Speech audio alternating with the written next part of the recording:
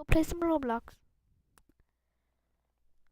And that's basically what we're gonna do. So,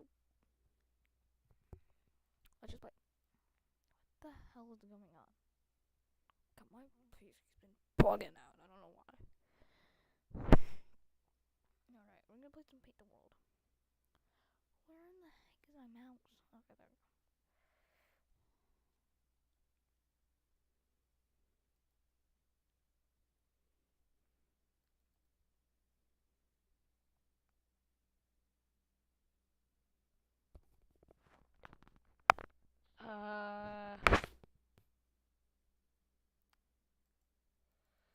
Motherfucker, disconnect.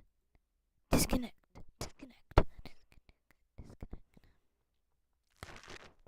Alright, chat, I might have to end the stream and restart it. I might have to restart the stream. Okay, is my mouse working now? Okay. Okay, I don't have to end the stream. Okay, that's good. That is good. Good. Okay, I'm back. Hi, chat. What the hell?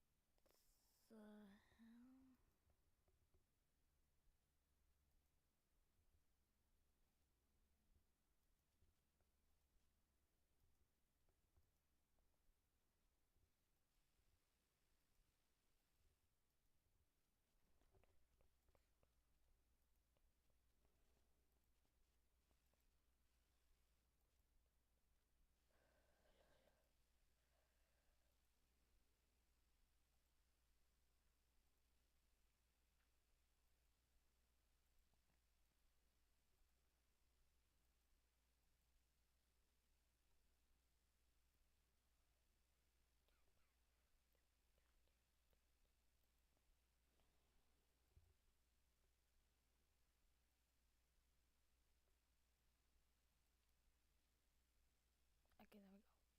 Chat, we still alive? We still alive, chat? We still alive? Okay, good. Okay, now my PC's been bugging out. I'm gonna join a new server. I'm just gonna put some background music.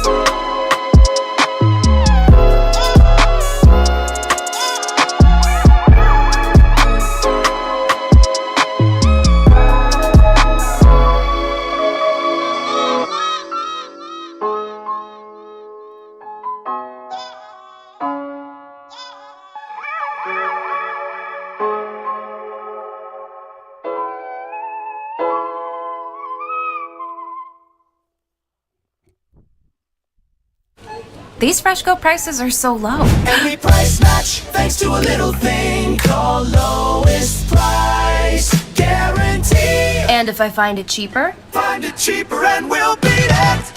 Yeah, that's fresh. Terms and conditions apply. See flyer for details.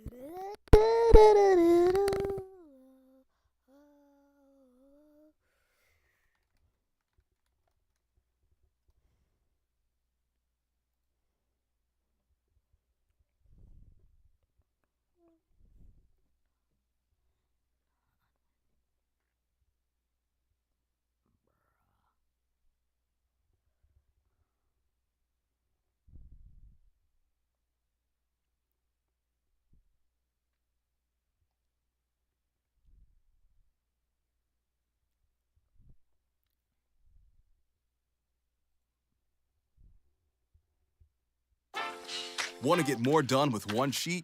Grab Bounty. While ordinary brands can't hold up, one sheet of Bounty keeps working even when wet. Can your paper towel do all that? Bounty, the quicker picker-upper. Funnels are out. The smartest brands today are using loop marketing, an ever-changing framework that keeps working again and again.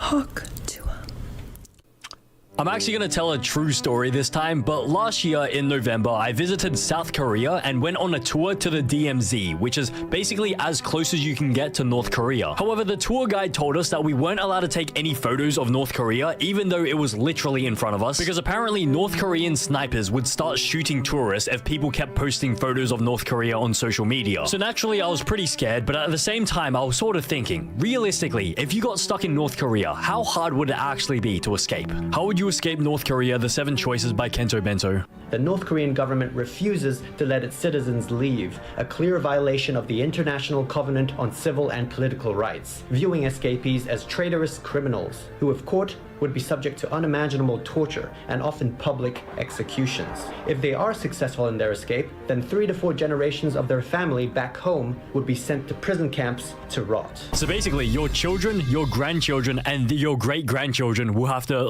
live their entire lives in jail. So your grandchildren will be born in jail, and your great-grandchildren will be born and die in jail as well. I always knew North Korea was pretty hardcore, but when I went to South Korea for the first time, and I literally saw how afraid everyone in South Korea was of North Korea, that's when I realized, yeah, okay, these guys might be legit. So you guys probably think this is a lie? No, I can guarantee 100% this is true.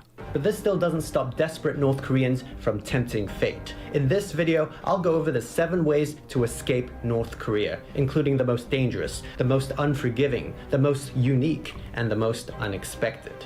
We'll start with what seems the most obvious choice, crossing the Korean DMZ. That's the Korean demilitarized zone that separates North and South Korea. So this is where I went. So when I went to South Korea, we went all the way up to here. So this is where you can sort of see over across to North Korea, and you're not allowed to take any photos or anything, which is kind of it's kind of weird. But they said that there was an incident a few months prior where a sniper shot at one of the speakers that was in the South Korea side of the DMZ. Because basically, if you don't know what was happening, so basically last year, yeah, it's kind of hard to believe. I didn't believe it at first, but basically on the South Korean side, they're blasting K-pop music all the way so that it reaches North Korea so that they can sort of hear it. So it's sort of like South Korea propaganda all the way to North Korea. And then North Korea, they're sending over weather balloons filled with trash and rubbish to South Korea. But yeah, they were legit, I could hear they were blasting K-pop music for some reason from South Korea all the way to North Korea. And then the North Korea sniper shot one of the speakers that was playing the music. Those who know little about Korea might think, why not just cross here?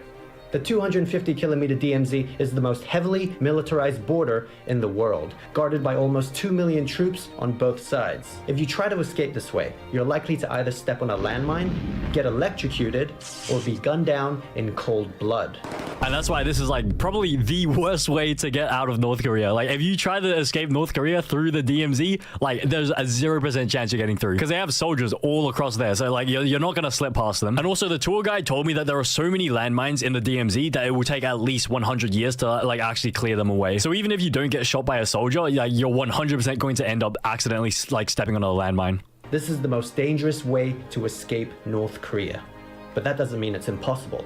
Under these conditions, civilians just about never make it across safely. And that's why almost all successful DMZ crossings are from North Korean soldiers who are actually supposed to be guarding the border. This is not the route to take for the average North Korean. But perhaps traveling by sea is a more acceptable option. In the last 40 years, some North Korean families have attempted to make the journey by boat to South Korea. With no passport, visa, or money, South Korea is the most logical destination, as the South Korean government welcomes all North Korean refugees with open arms. But I wonder what North Korea thinks of people who are like seeking refuge from South Korea. Like, what if someone from South Korea tries to like escape from South Korea to go into North Korea? Will North Korea like welcome them with open arms as well? It's the easiest way to overall safety and security.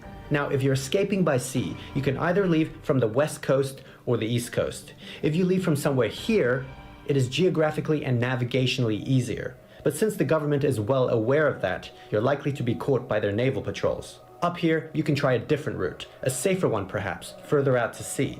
Except, it's not really safer.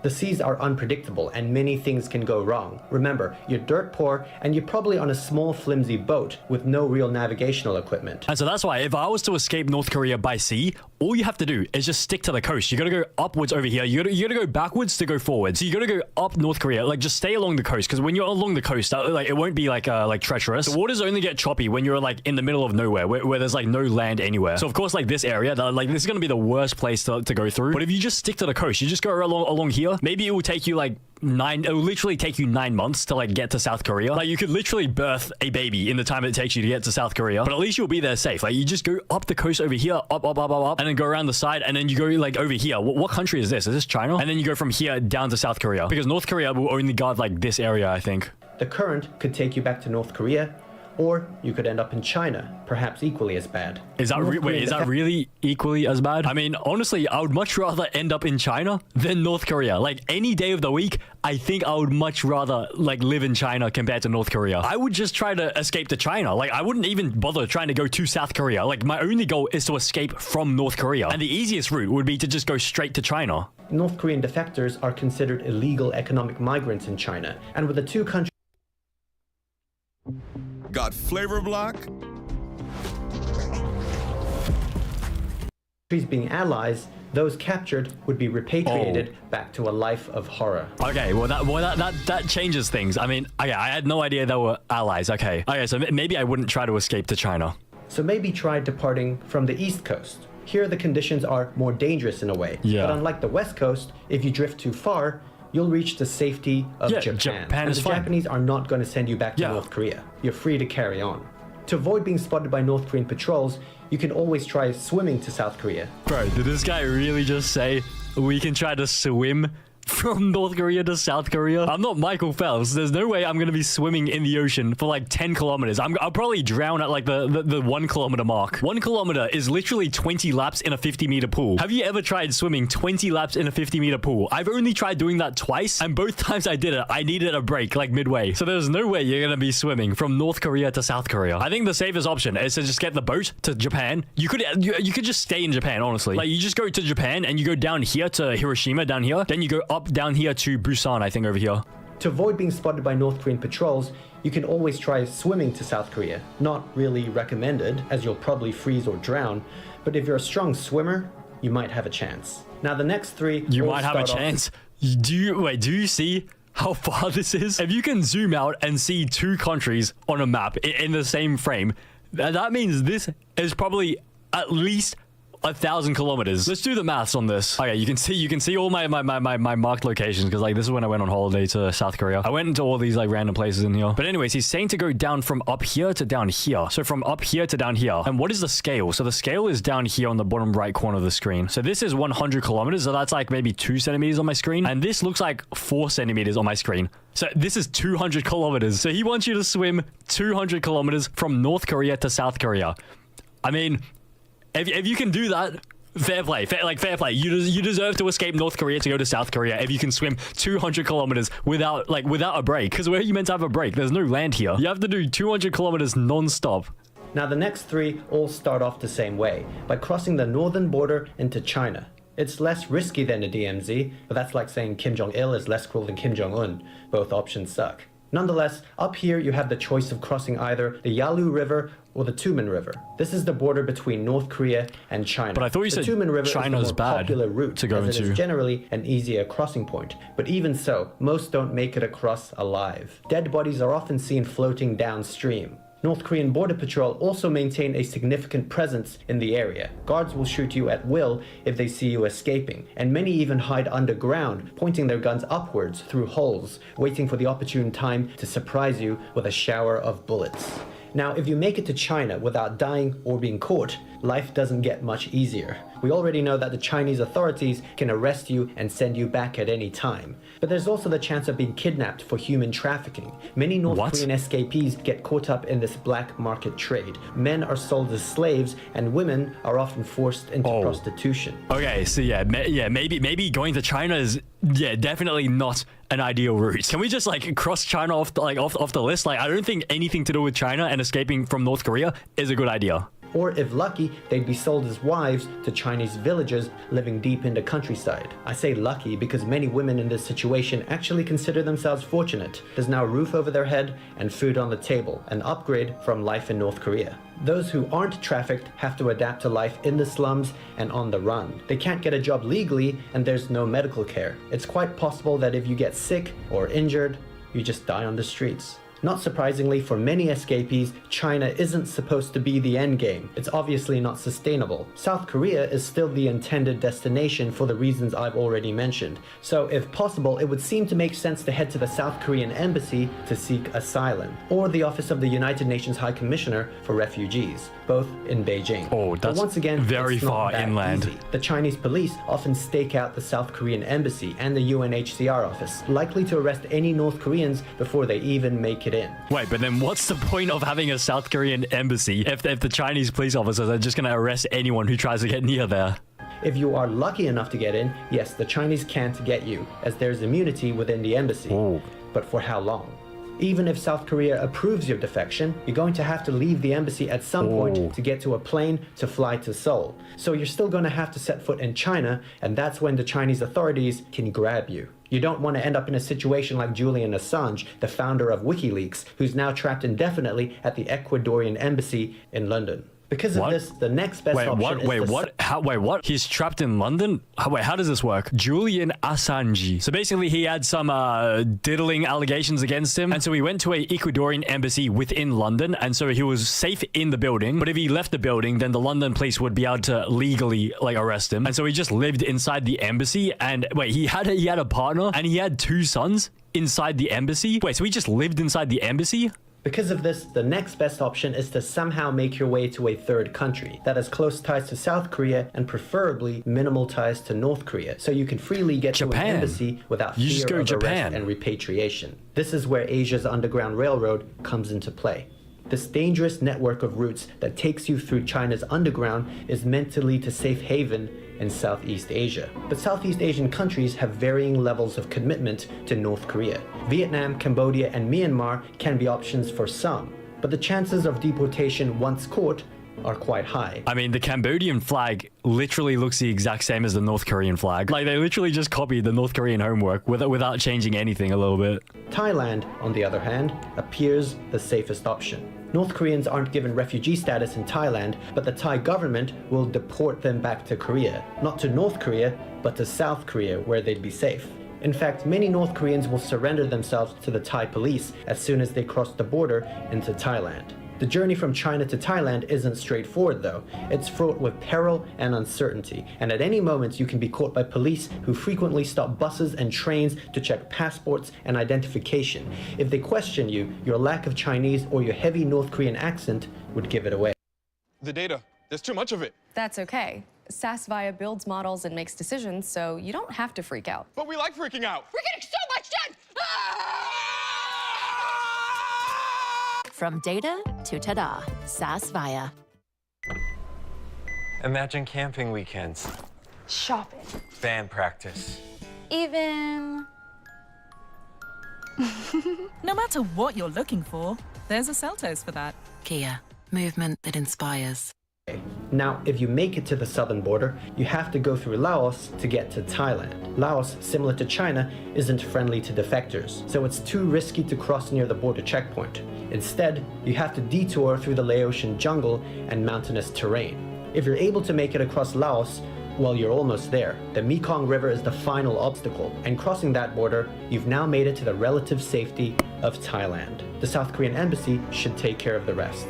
Now, more treacherous than Asia's Underground Railroad may be escaping through the Gobi Desert to Mongolia. The Gobi Desert is a vast, barren region in northern China and southern Mongolia, known for its dunes, mountains, and temperature extremes. Great, so we're gonna escape the beautiful weather of North Korea, the food that's there, the water that's there, and we're just gonna go to some random desert that just does not have any of the above. It's gonna be so hot, no food, no water. Is this really the way to do it? With the occasional roaming snow leopards, bears, and wolves. Well, okay, that's not a place you want to cross. that's pretty bad. Despite this, the appeal of a much shorter journey to Mongolia makes it a legitimate option. Also, Mongolia, unlike some other Asian countries, has shown to be sympathetic towards North Korean refugees, often sending them straight to South Korea with minimal bureaucratic resistance. Over the years, however, tightened border control has made traveling the Gobi Desert route less common. So far, we've only talked about resettlement in South Korea, but defectors can also seek asylum in Western that's countries. true. Maybe through foreign embassies, the UNHCR, NGOs, or physically making the arduous trek to a country's border. Or you could always come to Australia, you know, it's not that much of a trek. So you'll be in North Korea, you gotta go all the way down here, down through the sea. Actually, you can go by land. You can walk down here, down here, down here, go to Singapore, down here, and then finally you get to Australia. Actually, you know what? It's actually closer to go to Australia compared to like go to the US. But I think, yeah, Europe would probably be your best option if you wanted to go to like a Western country. Actually, you know what? It wouldn't. It's actually further away. Although it's on land though. There are several reasons why a North Korean would choose a Western country over the guaranteed security of South Korea. It could be related to discrimination, life opportunities, or friends and family, just to name a few. There have actually been people from other countries who have pretended to be North Korean defectors in order to gain refugee status. So the vetting process is very strict. Sometimes a genuine North Korean defector will be wrongly accused of being a fraudster and get deported back to the country they think he's from. From China. And if that country is China, well, that's just cruel. Yeah, because every Asian-looking person comes from China, right? Yeah, every Asian person is either a Chinese person, Japanese person, a Korean person. If like a white European person just sees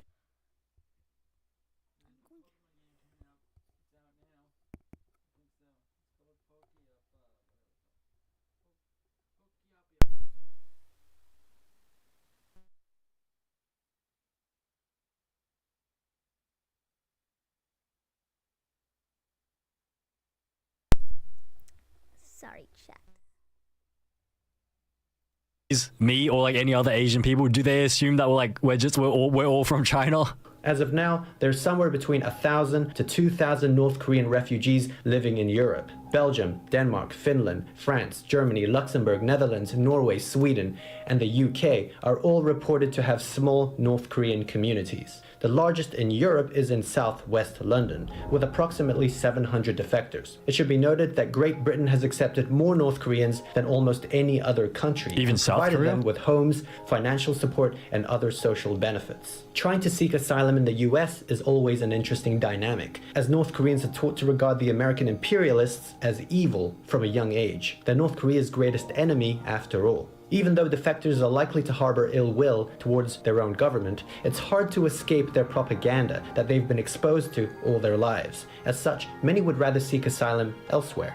But then there are those who realize that if America is supposed to be the great enemy of the regime that they're escaping from, then they're probably safe there. There's one catch though. The processing time for the application can take up to several years, and with no stability, anything can happen during that time. One particular defector revealed he had made his way through Asia's Underground Railroad to Thailand. But when he found out the wait time could be years, he decided to hop on a boat to Argentina, trek through the South American terrain, then cross the Mexican border with a bunch of Mexicans. Today, what?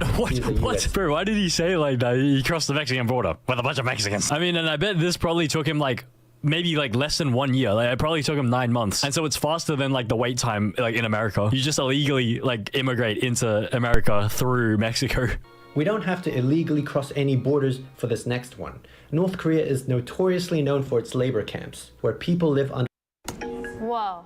What's that? I just built a budgeting app in Base 44. Guys, Nina just built an app. Impossible. insanely harsh working conditions. But it's not just within their own country that this happens. North Korea outsources its labor force to several other countries, including Poland and Russia. Russia has the largest North Korean workforce outside the DPRK when it comes to labor camps. People who are chosen to work in these camps, usually logging camps, live and work in remote regions of Russia's Far East. Squalid living quarters, inedible food, insane work hours, ridiculously minimal pay, often withheld pay, and fixed 10-year contracts are the norm in this wintry hellhole. I mean, this sounds exactly like a Shein sweatshop as well. Despite this, many North Koreans fight tooth and nail to be the ones selected to work overseas, to work as essentially slave laborers. This is because working in Russia, even under these conditions, can seem favorable to the misery back home. But there's another reason why. No heavily guarded borders, no landmines, you just have to escape from the labor camp. Of course, if it were that easy, we'd have a lot more defectors in the world.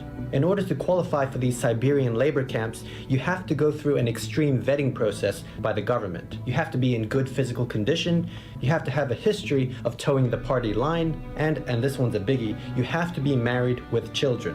Why? Hostages. If you escape, your wife and kids will suffer the consequences. You can imagine this is enough to keep most workers in line, but it's not foolproof. If you're able to trick party officials into getting the job and are able to later smuggle your family out of North Korea, you might have a chance. Well, I mean, of course you're gonna have a chance if you manage to smuggle your family out of North Korea. But I mean, this is much easier said than done. Like, what do you mean if you're able to smuggle your family out of North Korea? Bro, do you understand how hard that would be? Like, what are they gonna do? Like, they're gonna get sent to labor camps as well, to the exact same labor camp? But honestly, I think this, like the labor camp method, I think this might be the best method. I think this might be the one that I would personally do, because compared to, you know, just traveling all over the world to try and get to these European countries, North Korea will give you a flight straight to like Russia, and then from there you can just use all your energy like to escape the labor camp.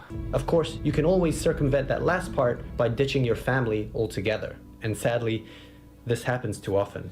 To even put people in this situation is infuriating for many of us watching. But when you find out almost all the money that these workers earn gets sent back to Pyongyang to fund pointless nuclear projects and Kim Jong-un's life of luxury, it's too much. Finally, we get to the one that's different from all the rest. The last 6 were mainly directed towards North Koreans who were poor or had little to no social privileges. It's a completely different dynamic when it comes to the North Korean elite. They have security and stability, so defections are comparatively rare, but they still happen. It isn't the hunger or poverty that's the driving factor here, but intellectual freedom or political beliefs. Many of the privilege come from families working for the North Korean government, military, or state businesses abroad, and are therefore more likely to have unfiltered exposure to other cultures and their media. What, so after scrolling TikTok for like 15 minutes, they decide, yeah, this is enough. America get to scroll TikTok like for 8 hours a day, but meanwhile in North Korea, like we're technically not even allowed the internet, and so that's enough for them to want to escape, even though they're like super rich in North Korea. Because the thing is, like, when they go to a different country, they're gonna have to start from the bottom, maybe. Like, they won't be as rich in like a different country unless they somehow manage to like get all the money across. But I assume the North Korean banks might not like allow you to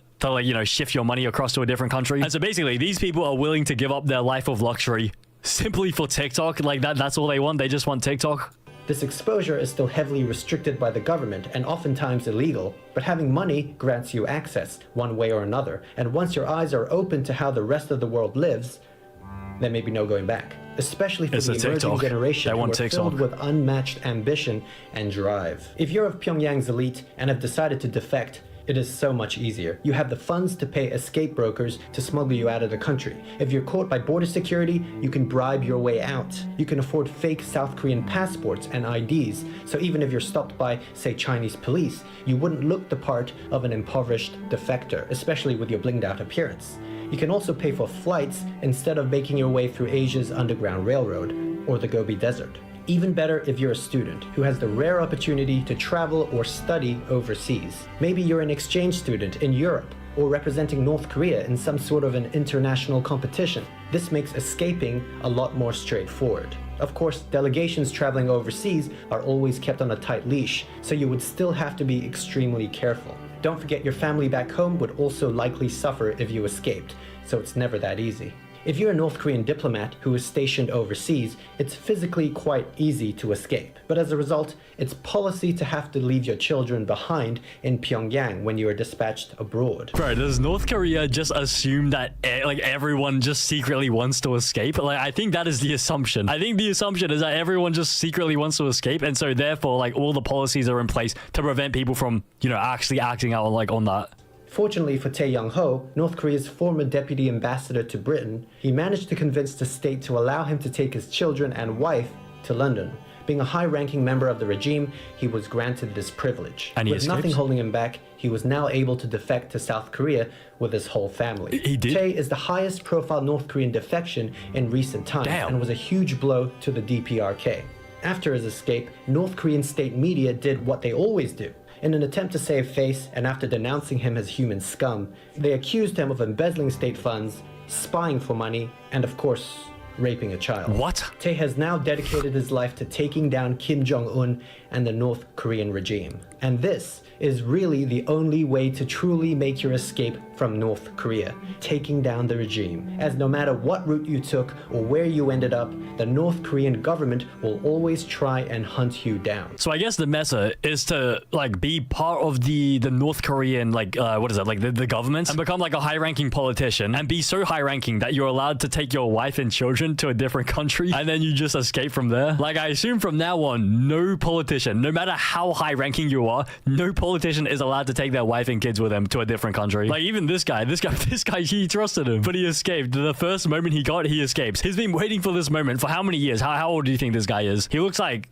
60 years old, maybe? He was waiting for this moment for 60 years. This is the 60-year plan. Instead of Eren Yeager's 100-year plan, 1,000-year plan, this guy had like a 60-year plan to escape North Korea. Who needs this video? North Koreans. Who cannot see this? North Koreans. Oh, okay, that's kind of sad. Like, the North Koreans, like, they could use this. They could use this information. But the issue is that, like, yeah, YouTube is most likely censored in North Korea.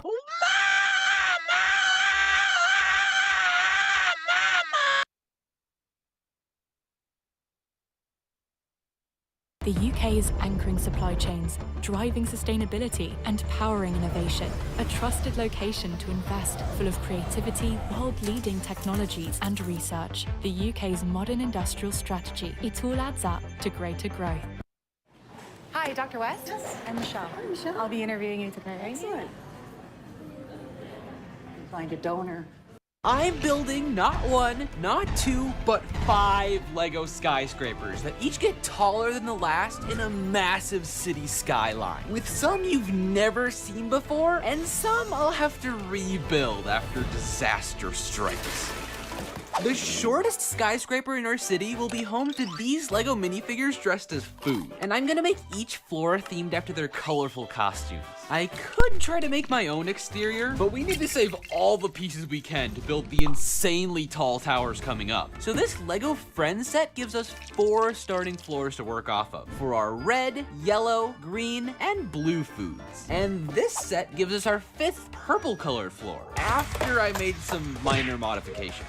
Now all we need to do is completely gut out the interiors and mini dolls these sets came with, and figure out some more orange for Garrett the Carrot to live, since he's the only one unaccounted for. But before that, let's decorate the first floor for Watto the Watermelon, who technically isn't the same shade of purple as these walls, but by laying out a carpet speckled with seeds, he's already starting to feel right at home. I even built this wedge-shaped bed with different layers of rind he can chill on. Okay, I know the yellow floor will already have a slide, but you can never have too many slides. And we can decorate this one with some funky looking flowers. This would be a great place to host a melon party. So Watto set out this umbrella table with all sorts of vaguely pink fruits, and I was really proud of the leafy legs on this table he's storing the communal bowl of grapes on. With a few finishing touches, he was finally ready to invite all his melon-loving friends.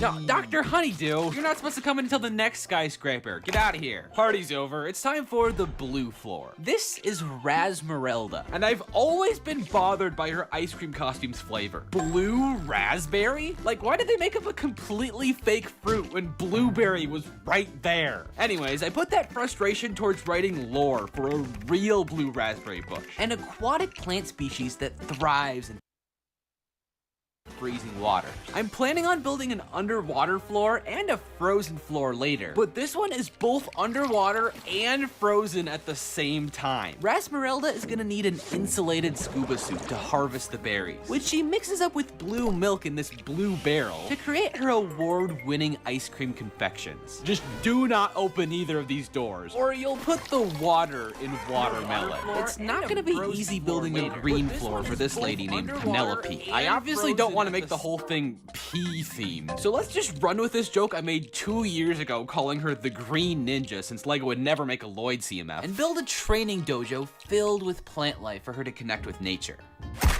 She's certainly connected with these leafy green practice dummies I built. Hey, go easy on them. Stop! We can also add this green mat, green gong, and green apple tree that kind of looks like broccoli. This green mat,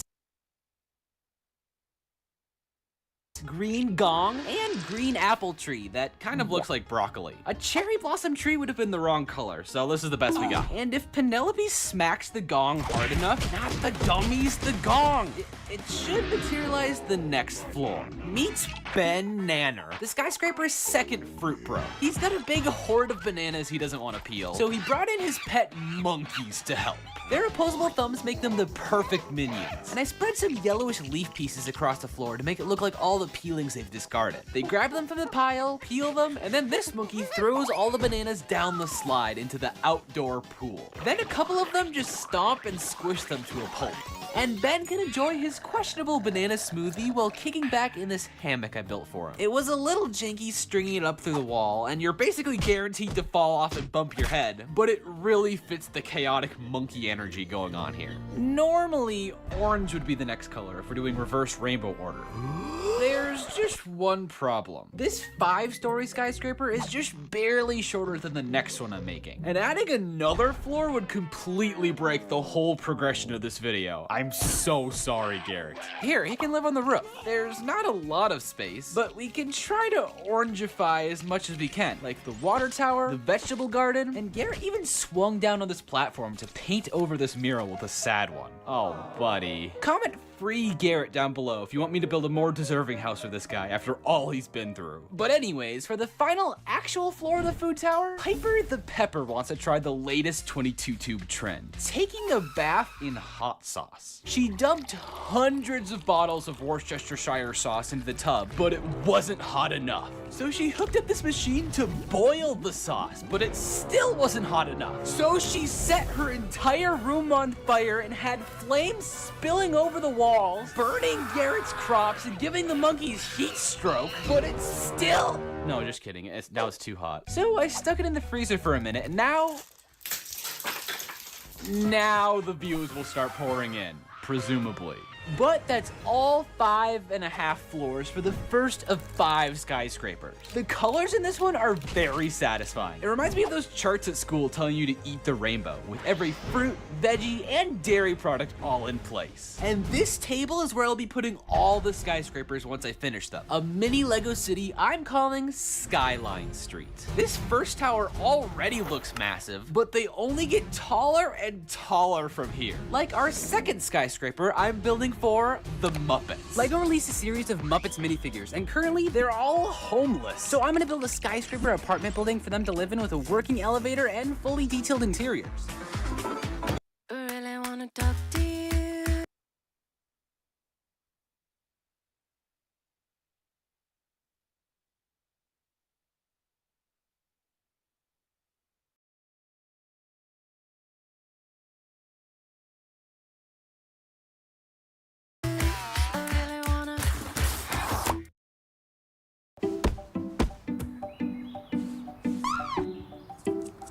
Nice truck. How much? BCAA Auto Marketplace, helping you buy and sell vehicles. Tow trucks not included. Here's all 12 of the figures. We've got Kermit, Piggy, Fozzie, Gonzo, and a lot more. With all this variety, it's one of the best licensed series LEGO has ever done. For once, I'd say each minifig is actually worth a $5 price tag, but when you buy the whole series for one video, it starts to add up. Any sane person would just make something like this to display them all and leave it at that. But we built an entire LEGO city for the last minifig series, and we're planning on one for the next. And the next, and the next, and the one after that, and a lot more. But for the Muppets, we're gonna cram all 12 dwellings into one big building instead, with each apartment floor belonging to 2 roommates. As I was drawing this out, it reminded me of that old mobile game, Tiny Tower, where you build a skyscraper and collect a ton of rent from your residents. They went on to make a game about gambling, obesity, Star Wars, and even LEGO. Can't say I'm a fan of this one. We could totally make a tower that looks better than this. I laid out the base for the first floor, the lobby. This is where the landlord lives, who we'll be building later, but this layout will be slightly different than the apartment floors since we need a front door here for guests to come in. Obviously, a door wouldn't make much sense for the rest of the floors, but we will keep this pattern of windows and the elevator shaft going all the way up. With the gray walls and these stacked window pieces, it'll end up looking a lot like the Daily Bugle set, except with no Spider-Man characters, probably. But I just chose gray because I'll actually have enough of it to finish the whole thing, is what I thought, but quickly realized that no, I definitely don't. There is barely enough to finish the first floor, and we have 6 more to go. I'll need a lot more light gray to finish, so I'm just gonna have to order parts from Bricklink, an online store where you can buy LEGO bricks from different sellers all around the world. Except for the 35 countries around the world, LEGO suddenly banned for no reason. Normally we just break our old mocks to get parts for new builds, but we just finished our LEGO city, and I want to leave it intact for a little while longer, at least until we start the next one. So we'll need to buy new pieces for our skyscraper instead, and this is gonna get expensive. I deleted our progress to count up the bricks from the first floor and multiplied that by 7 to get the number of parts we need to order. We're gonna be on our own for the interior wall pieces, which is a bit frightening, but I ended up getting everything in 3 different orders, except one of them is from Greece, so that'll take forever to get here, and this shipping is ridiculous. It would be so much easier to just, nope, I'm not gonna do it. I'll just make poor financial decisions instead. After weeks, the orders started to roll in. This one was completely pointless. Then came the windows, and finally, the reason this video took so long. I couldn't figure out how to open it, but eventually got inside, and look at all of this. Now we can start rebuilding the lobby floor that we previously put to sleep and make it better than ever. This section here on the side is the elevator shaft. It adds a lot of depth, so this whole thing's not just a flat, boring rectangle, and helps me save on precious window pieces. We'll also have double thick floors and walls, so each floor can be a different color. I'm lightly basing this floor on the default lobby from the game, with a dark tan floor and purple striped walls. This side room actually belongs to the landlord's family, who you don't get to meet yet, but I'll show the decorating I did in here later. Then the reception area has these classy white marble walls, but I put in a little desk with a chair, potted plants, computer from 1995, and this bell.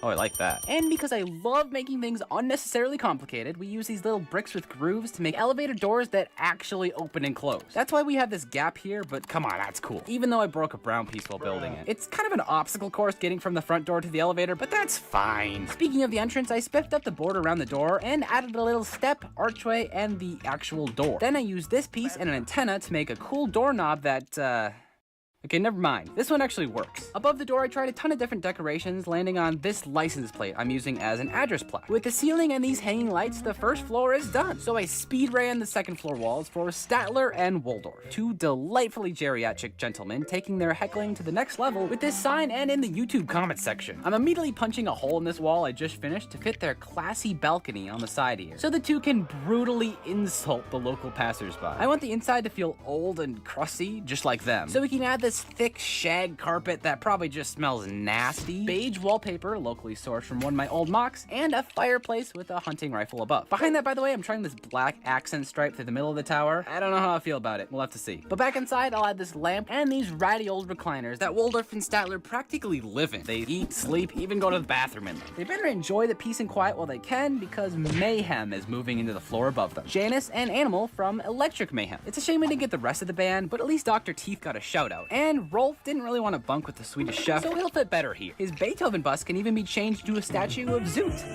We've got blue carpet, a black wall speckled with these random colors, and a raised stage in the middle for the drum set. I accidentally got 2 of Animal, so we can double the size of his setup. Rolf's grand piano wouldn't fit in the door, unfortunately, and black would just blend in anyways, so let's build him a yellow keyboard using these grill pieces as the keys. Janice gets an ant for her base and a potted plants. It's kale. Then we'll stick Zoot in Spirit over here, and this is one awesome looking band. On the wall, I tried to build the EM logo. It didn't turn out great, but Animal covered most of it up anyways. Alright, Alright, now it's done, and I'm sure the neighbors appreciate it. I stole these numbered bricks from a Lego calendar to label the floors, by the way. Not sure what to do with a lobby floor just yet, but we can cover up the white backside with a tile. Floor 4 has only one Muppet now, the Swedish Chef. Lego captured this guy so well, and now we can make a world-class kitchen for him with a tan and white tiled floor. I almost had enough white to finish, but I had to make a few acquisitions to finish the job, and now it looks really cool. But the color scheme I discovered for the walls is way cooler. There wasn't enough room for a full-size fridge in here, so next to the stove I built a mini fridge instead to store dozens of raw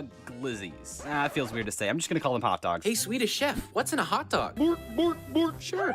Now we can remove a chunk of the wall to hang up some cabinets. One for his lucky spoon. Hey, Swedish Chef, what goes with a spoon? Bork, bork, bork. He is great at these. And the other for a fire extinguisher. An absolute necessity. Not to be confused with the mustard. Ketchup is coming soon. Finally, we can cover this gap with the most Swedish kitchen island of all time. I got it from IKEA, and it uses crafting table pieces from Minecraft. Gotta represent. It's mainly here to cover up the floor space that I don't have tiles for, like this trash can, but we can add a tomato-sized blender on top. And this kitchen is open for business. Spinning on up to floor 5, we've got Dr. Bunsen Honeydew and Beaker's Science Lab. These designs are so much fun, except combining this head with this torso just makes me uncomfortable. For this place, I want to channel the energy of our yellow robot factory, because views, and I actually have enough leftover yellow to not have to steal from it, I promise. We've got the same gray floors and yellow walls you know and love, plus I put bars over the windows so no one can see inside and accuse their experiments as witchcraft. I modified the back wall a bit to attach this tool rack to store all their many oil cans, some shelves full of strange objects, and other details. Then I built this potion brewing station, a work desk, and behold, the name Transforminator. We'll test this out later, but with one more familiar face, I modified the kitchen a bit and reverse Thanos snapped floor 6 into existence. This is a comedy club for Fozzie and Gonzo. Absolute classics, by the way. I give it brown floors and blue walls before realizing that Gonzo kind of blends in, but that's okay, because he's actually Gonzo the Great!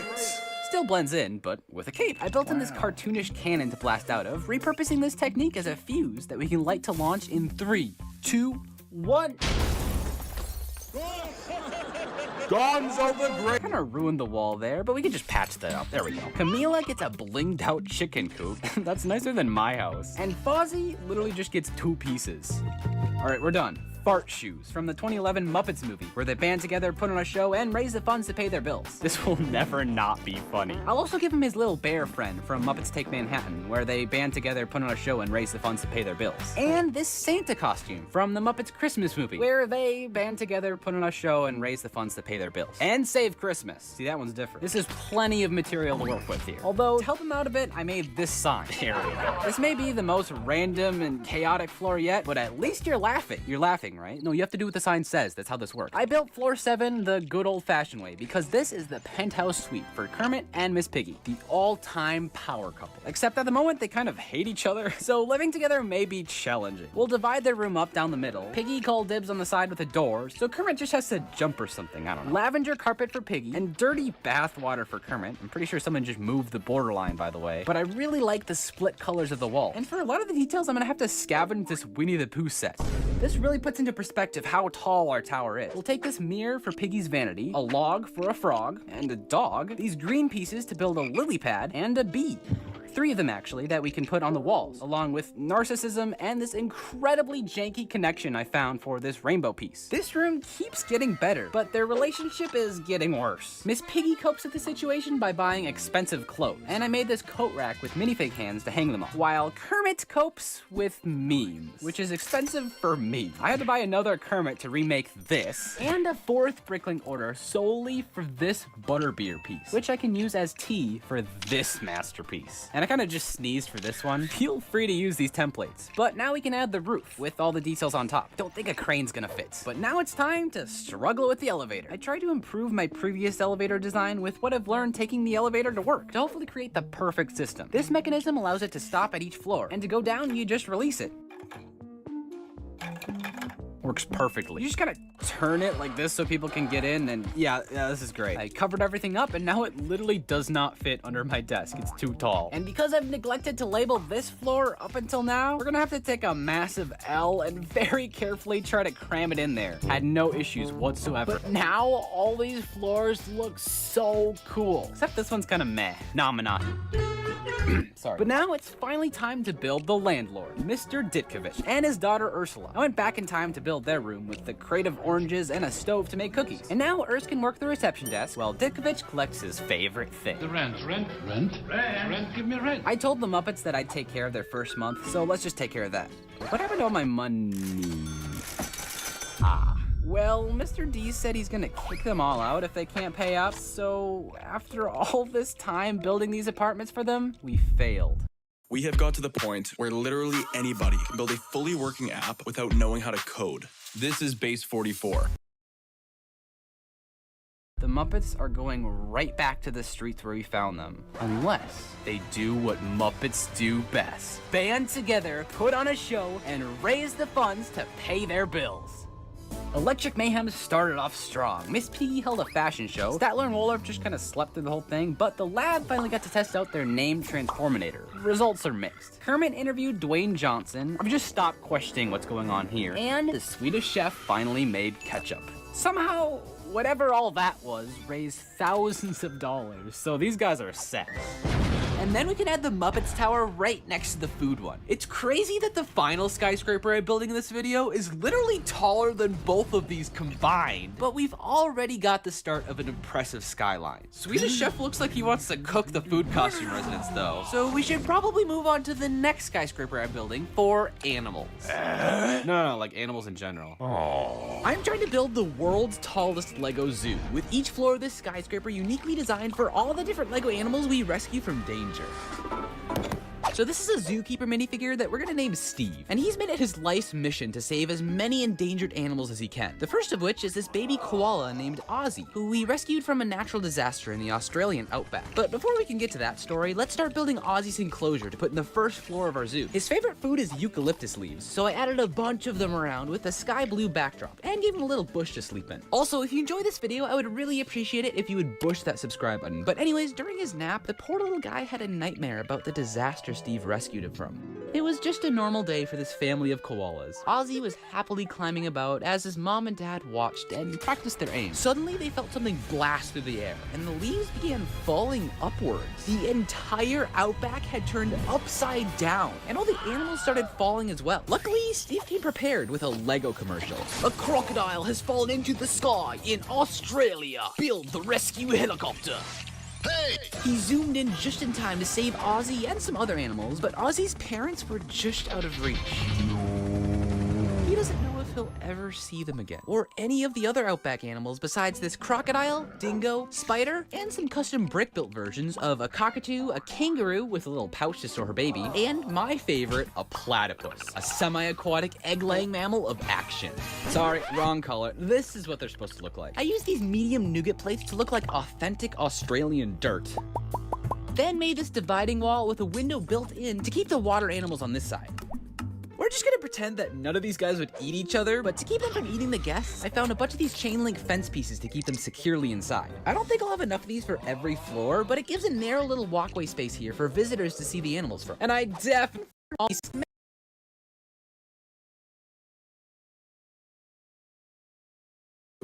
There is a right answer here. Anyways, I stretched this bendy vine piece across the back wall for them to swing through and grab bananas. I wanted to add some tiny trees for them to climb too, but I'm actually thinking of decorating the outside of the zoo as... We'll leave them out for now.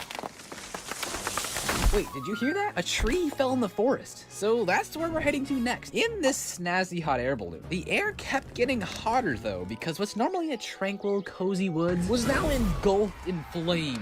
It's just like that forest fire scene from Bambi. R.I.P. Bambi's mom, but thankfully Steve was at least able to save Bambi and some other critters to take back home to the 6th floor, which I decorated with a starry night sky and miniature pine trees to hopefully give it a different vibe than the jungle. But all these trees are really making me want to start detailing the outside wall. I used these tall slopes and tentacle pieces for the roots at the base of the tree, and connected plates to the side of the wall using snot bricks to add some much needed texture. It also gives me more places to put some of these woodland creatures. Like, we don't need all the owls in the enclosure together. A few of them could go on the outside branches instead, making the whole zoo feel so much more alive. We've also got a good American bald eagle and a turkey. Nope, or not. Plus lots of rodents for some reason, including mice, squirrels, chipmunks, rabbits, and a skunk. Okay, this guy needs his own smell-proof section. Imagine having to give a tomato soup bath to a bear. That would not go well. But this half of the enclosure seems like the perfect setting for Snow White and the Seven Dwarfs, or whatever they're calling it these days. But I'm excited for the 7th floor because there's not even a natural disaster Steve has to deal with this time. He just asked Garrett's dad, old farmer Gary, to borrow a couple of his livestock for a petting zoo enclosure. All he has to do is drive this little tractor right on down to the... Oh no. Gary's farm dog grew to a gigantic size and started crushing the animals.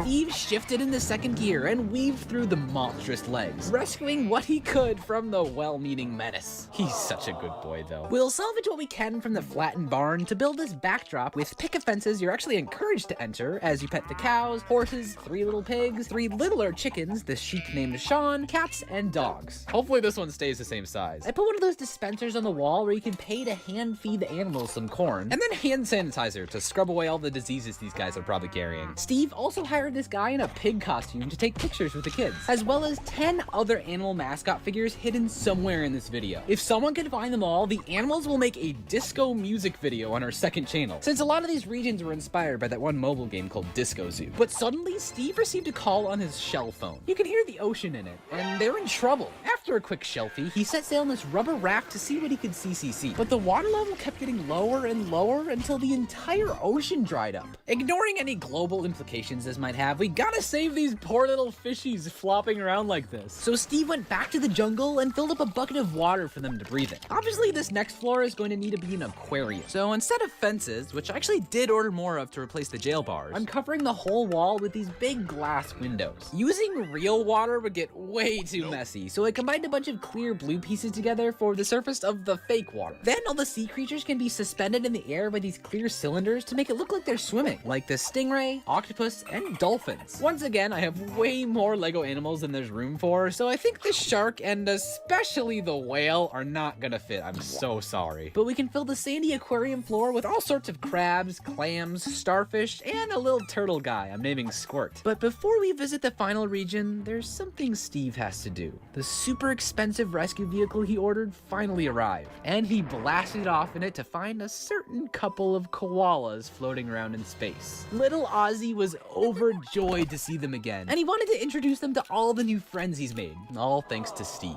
And that's really hot. Need captions? Canva adds captions for you. That's hot. And last but not least, we're heading to the African savannah to save some of the most popular animals ever from a blow-test tornado like that one Donkey Kong level. Surprisingly, Steve managed to brave the storm, and even more surprisingly, he was able to fit all those animals in a safari rover. Our zoo doesn't have infinite space like that, however, so I had to make this top floor a few bricks taller than the rest. And even then, that's still not tall enough to fit the giraffe's crazy long neck, but I'll just poke a hole in the ceiling for him to go. I spent over an hour trying to design this mural of a sunrise to use as the backdrop that looks like that scene from The Lion King to go with our male and female lions. And even though it's not part of the zoo, I also built Pride Rock and a Lego Rafiki to recreate that scene. We've got a zebra and a flamingo next to this watering hole, and my personal favorite animal, an elephant, squeezed in here as well with her baby. And with almost all the animals in place, I finished detailing the outside walls, and up near the top I used a bunch of arched pieces as branches that we can cover with a ton of leaves that the giraffe can even reach. But now we can finally place the zoo in our city. Give me a second. Okay, there we go.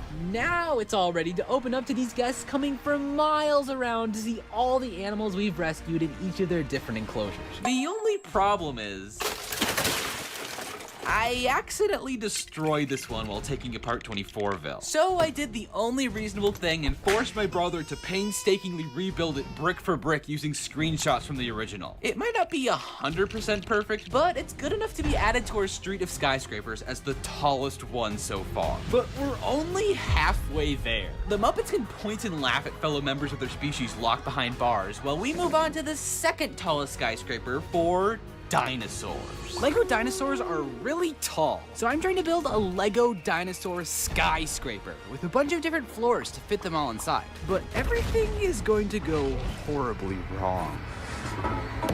Obviously, dinosaurs have been extinct for a while now, so this scientist named Tracy has been searching tirelessly for a way to bring them back. He even dressed the part. Let's build him the walls and the floor of a laboratory where he can conduct his crazy experiments with a desk, storage unit, and this big machine he uses to extract dinosaur DNA from prehistoric mosquitoes and squirt them into synthetic eggs. Oh look, the first dino is starting to hatch. I had to hurry to finish the rest of the lab first, with a table, this derpy looking fossil hung up on the wall, and this secure little pen to keep the newly born babies inside. Starting with this one. Mission success! He's gonna name his very first hatchling Junior. And before long, Junior had even more dinos joining him in the pen. These little guys are gonna start growing up fast. So I built up the next story of the soon-to-be skyscraper. Running out of space is going to be a constant theme throughout this video. But for now, all the baby dinosaurs are plenty small enough to fit, frolicking about the dense vegetation of the grassy green floor. And with the cloudy blue sky backdrop behind them I made using special minifigure display plates, they spent their days happily chasing butterflies and cuddling with Tracy. These cuties would never hurt a fly. Probably. But as I started adding ancient-looking jungle trees all around the nursery, Tracy realized his research budget was starting to run out. Sorry, we don't need that tree. He's gonna need a lot more money to fund future floors and future dinosaurs. So he decided to open the park to the public way before it was ready for it. I guess we can really quick add this little safety fence to make sure absolutely no accidents happen. The most janky gyrosphere elevator I've ever seen to reach each floor. And then he started charging admission for guests to see these adorable baby dinos up close. People loved it, despite how expensive it was. And the opening was a wild success, earning Tracy enough cash to not only build the next floor, but also hire a crew to help wrangle the dinosaurs as they grow larger. They all pulled up in their very on-brand vehicles as he welcomed them to the Jurassic Parking lot. Okay, first things first, he wanted everyone to wear matching costumes, but he didn't get any takers on that one for some reason. Anyways, I'm designing this next floor to look like bubbling tar pits, which I know don't have anything to do with dinosaurs, but come on, these black pools of sludge, bones, and gray petrified trees make for such a cool aesthetic to house some of the small to medium-sized specimens that have grown up. Like Gallimimus with their freakishly long necks, Dilophosaurus with their little ear flap things, Pachycephalosaurus with their male pattern baldness, and the iconic Velociraptors. It's a bit of a tight squeeze with all of them in there. I'll be the first one to admit it. In hindsight, it would have been way easier to just use all 4 of these base plates to make a more spread out park, but we need to save those for future residents. And plus that video's already been done and ripped off before. Limitations breed creativity, and my creative solution to this one is a slightly larger safety fence. Seriously, if one of these guys got out, it would be bad. But even worse than that, the visitors aren't as big a fan of Leany prepared meals for the carnivores so they never get hangry.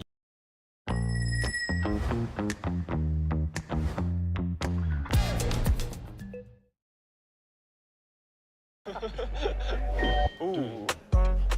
What are you hiding? Let me see. Of said meals, arguably the most important job. Oh, and the homesick Diego also volunteered to help in any way he can, since he has first-hand experience dealing with dinos, which should come in handy later. Alright, with everything up and running relatively smoothly, Lacey had more than enough of the DNA samples necessary to bring back woolly mammoths, rallied all the surviving humans, herbivores, and several variations of Chris Pratt. And together they fed the ferocious fossils all the nuggets they could eat, satisfying their hunger and restoring peace to the city for now. But as I was adding the dinosaur skyscraper onto Skyline Street, a hole in the multiverse opened that let in a bunch of different supervillains. They started venomizing the food, bullying the Muppets, wreaking havoc in the zoo enclosures, and trying to stage yet another dinosaur breakout. We can't handle a third one. The only way to save everyone now is to build one final skyscraper for Spider-Man and his superhero squad to move into. So, this is the new Spider-Verse minifigure series, which includes 12 different Spider-Men, women, and animals from across the multiverse. They need a base of operations to fight the rampant crime spree, so I was able to snag the most iconic Spider-Man skyscraper set ever before it retired, the Daily Bugle. Just like with the food skyscraper, I built the original set first, which took 5 hours, by the way. I never want to do that again. And then we're gonna completely customize the interior to create unique rooms inside for each and every Spider-Man. This place used to be a newspaper office, but sadly, they went out of business by letting people play the mini crossword for free. So now we have a completely blank slate to build our first room for Miles Morales, which annoyingly is on the second floor. For some reason, LEGO made it impossible to access the first floor with its embedded front wall and even these beams blocking you from reaching in from the top. Apparently it's for this thing called structural integrity, but I don't know what that is. Anyways, we'll just use the ground floor as a prison cell for all the villains the Spidey gang captures. And the second floor will be our first residential floor. Sorry, that's confusing, but Miles' room is gonna be based on the subway where he first got bitten by the 42 spider, with arches on the walls that were really janky to line up. Eventually, I figured out I could sandwich these tiles underneath the arches to get a relatively clean look. You know what? It's too clean. Miles brought in his box of spray paint and started recreating this graffiti mural from the movie. I've always kind of struggled building murals in LEGO, and this was my tiniest canvas yet. Even with stacking all these colorful plates on their sides, I didn't have nearly enough room to spell no expectations. Are you kidding me? Mine just says no. It looks pretty cool in its own special way though. And we can slot the room into place next to this spot for his roommate, Spider-Gwen. I used part of the LEGO Friends roof I discarded way back at the beginning to build a snazzy drum set that might even rival Animals. There's a secret compartment inside it where she keeps her super suit and this picture of her and Miles. But now she's gonna drop a sick beat while I decorate her shelves with knickknacks. Don't mind the color changing walls, by the way. It's like a metaphor or something. This penguin plushie is a crucial plot point in the movie. It's where Gwen hides a secret police radio she can use to find crime. And it sounds like Doc Ock is making an attack on Ben Nander's monkeys. The two roommates swung into action and apprehended our first prisoner. Let's celebrate with some chai tea in Spider-Man India's room. I built a regal stained glass window into the wall with a purple curtain that Spider-Cat is definitely gonna shred. I put his food bowl back here, but with this potted plant, tea table, and comfy little chairs, there really isn't any room for a litter box. So, by inserting the apartment into the skyscraper, it allows us to attach the kitty's box to the ceiling. Nothing could ever go wrong there. Let's move on to Sun Spider. For some reason, when I look at the pattern on her suit, I think of a basketball. Plus, the Sun is a women's basketball team, plus wheelchair basketball is a thing. I think we have to do it. We have to make her room a basketball gym and anger thousands of people. I'm sorry, I don't make the rules. I did make this scoreboard though, which I was going to just cheat and print out the score, but that's what a coward would do. And I'm no coward. I'm just dumb. It took me like 45 minutes to figure out all the complicated sideways building techniques to form numbers on the scoreboard. And by the time I finished, it was already a dead meme. And at least this hoop is useful to dunk on all of Sun Spider's enemies. Wait, that's a pumpkin bomb. Okay, we've got 4 Spider-Man down and 8 to go, with only 2 rooms left.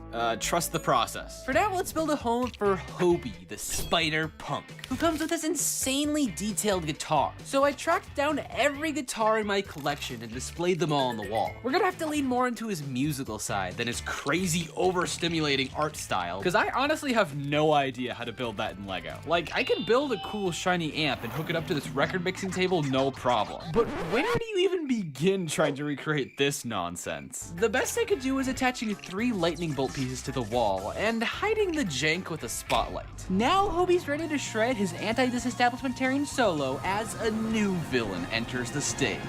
Not Bowser Jr., the Prowler. I don't know if this counts as a Spider-Man if he was never bitten by the spider in his universe, but we're providing room and board for him anyways. His scenes are bathed in lots of reds and blues, like Gonzo the Great color scheme, but they're darker and more sinister, bleeding together to form purple. It looks like he collects pokey things, like this cactus, ninja star, and black knife, as well as the friendly torture devices hanging from the ceiling. Among these swings a punching bag, where he can put those oversized fists to use. With the Walmart Rewards MasterCard, you can earn 3% back in rewards dollars or more chips. Thanks. As a worker or employer navigating these uncertain times, you're not alone. The Government of Canada is here to help with training opportunities.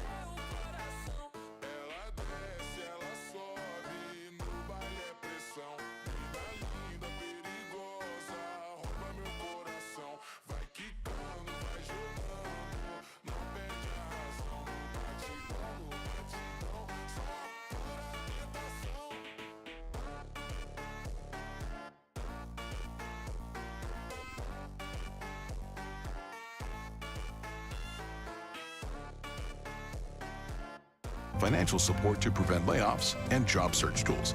Visit canada.ca/tariff support. And if anyone tries to break into his room, he can tie them up here and not let them escape for like 4 years. If there was one word to describe these two rooms, it would be angst. But against all odds, we finally finished transforming this Spider-Man skyscraper for half of the series. And it's kind of pathetic compared to the rest of the towers on Skyline Street, completely failing my promise to build each skyscraper taller than the last.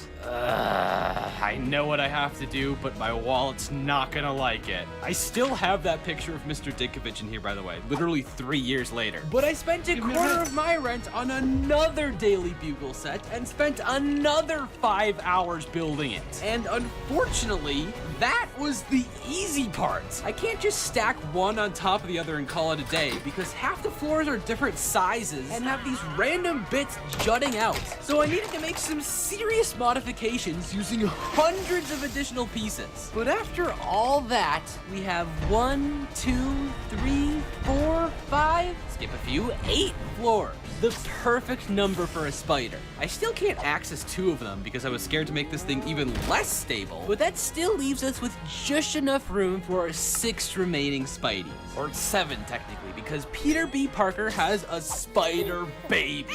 She's adorable. I built a soft carpet for her to crawl around on, a toy box, and a cute little crib made with ladder pieces that may or may not escape from. Her dad gets a rickety old rocking chair to sit on and read her bedtime stories from this giant bookshelf behind them. Oh wait, the books are just 1x2 plates on their sides. Well, I also gave him a burger from his favorite restaurant as a midnight snack. There we go. Isn't this a fun, faithful adaptation? Everyone who cares about accuracy should just focus on this and not pay any attention to what I'm about to build for Spider-Man 2099. You see, I was going to build Miguel's ominous lair from the movie with all those screens he pirates movies on, but I'm already doing a dark room with a bunch of screens later. We can't have 2 of those, even if it is a canon event.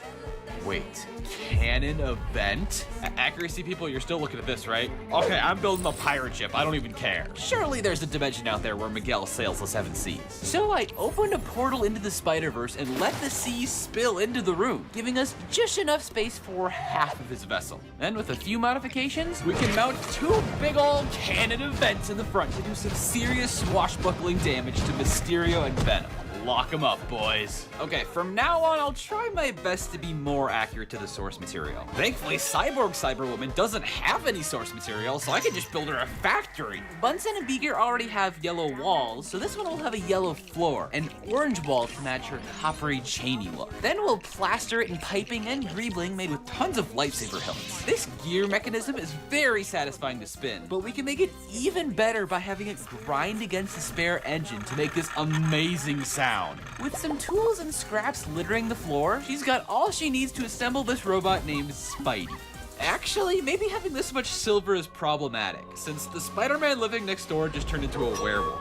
At first, I was just going to adorn his dark night sky with this printed full moon tile. But 1, the forest floor of the zoo is currently using it, and 2, it's kind of tiny. So I used this pale yellow color to brick build a much bigger moon for Spider-Wolf to howl at.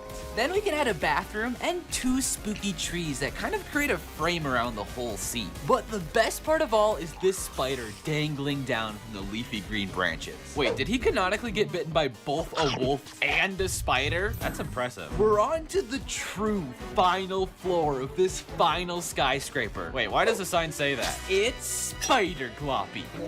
My guy G1 Bricks has been suggesting this for months now. He's just gonna set up camp here on the roof like his buddy Garrett. With all the liquid in this giant water tower, it'll last him at least a couple minutes. But sorry, now it's time to build the room that stole Miguel's thunder. This is the avatar of Spider Bites. I technically could have built her IRL room, but that's boring. Let's create her go-home machine instead. With a bunch of computer screens, a platform to stand on, and this hole-ridden wall made with Technic bricks, we can painstakingly shove dozens of studs into to create this dazzling array of lights. I literally have indents in my fingers after all that, but it was worth it. Now all that's missing is this giant robotic spider who weaves the orbs that send people home. Plus this hologram of Lila. But to the west of this room, we've got a cowboy Spider-Man named Web Slinger. His spider horse is slightly too small. I've actually got a weird number of Western-themed tiles, but it seems fitting to build him a saloon. I've always wanted to make a pair of these swinging doors you can burst out of. So good. But we'll throw in a mini staircase to make the entrance even more grand, and surround it with these beams holding up a cow skull and the star-speckled sign. There's not a ton of room on the inside, if you can call it that, but we can cram in some empty bottles for Patrick and Ozzy's parents to practice their aim. Outside, we'll borrow a couple of plants from the zoo's desert. Hey, get out of here, Sandman. And that wraps up our very last spider room. We'll take a look at the entire city skyline in a second, but this was a super fun skyscraper to finish everything off. There's been a lot of licensed series I've fallen behind or skipped out on, but it feels good to finally do one justice. And now for the moment you've all been waiting for. All 5 skyscrapers lined up in a row, making Skyline Street, which is still crawling with criminals. But through the power of every food, Muppet, animal, dinosaur, and Spider-Man, they were able to band together and defeat the Spot, sending all those vile villains home. But let me know if you like this kind of compilation video. I've never done one of these before. Click here to watch all my LEGO factories next, which I like building slightly more than skyscrapers. When are we going to the beach? Are you taking me?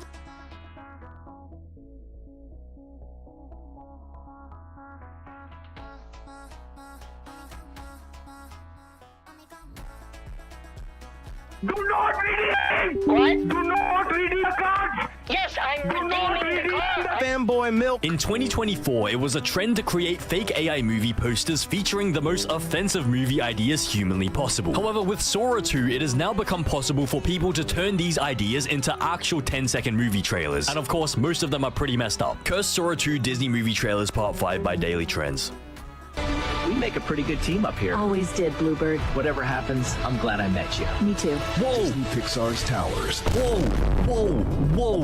What?